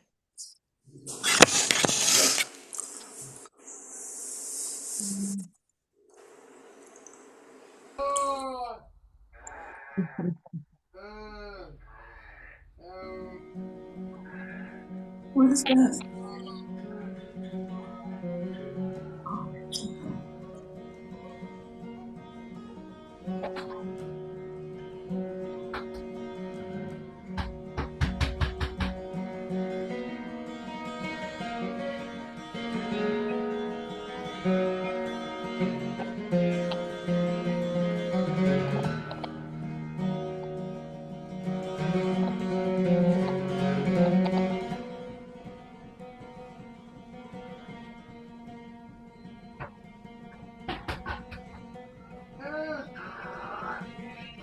Matchless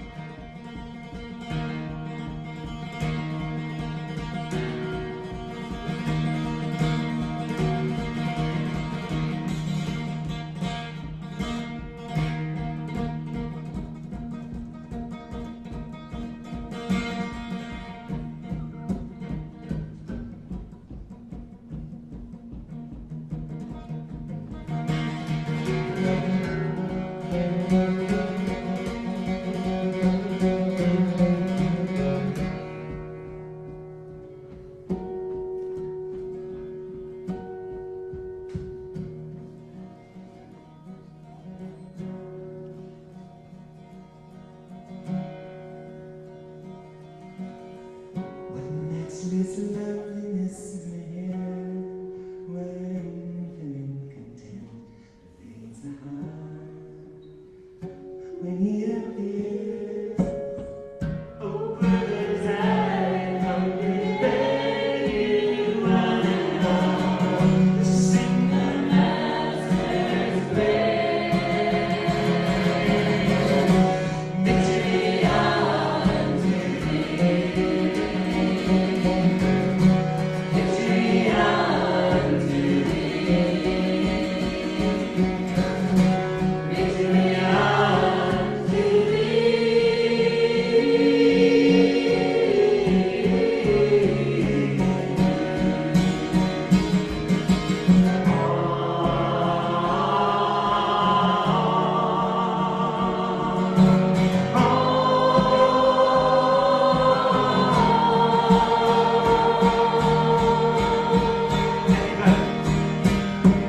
in wisdom's firmament, the love is rising.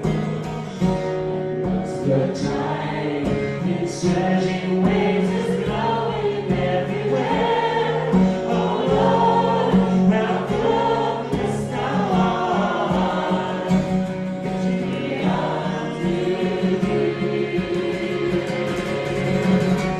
Victory unto thee. Victory unto thee. Victory unto thee.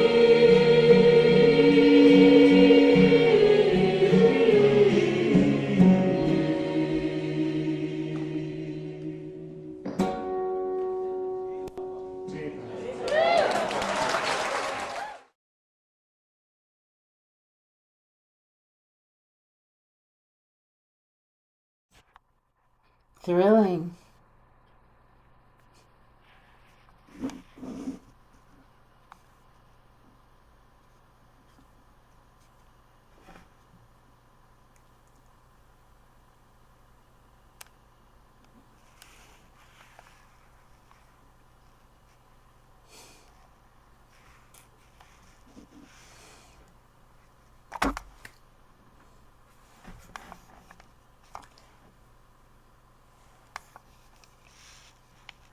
Sorry. All right. One more time. Avatar, Meher Baba. Key Yay. Mm. All right, folks. We're off. Thank you. Thank you, Che Baba. Kathy says goodbye too. She's okay. Here we go.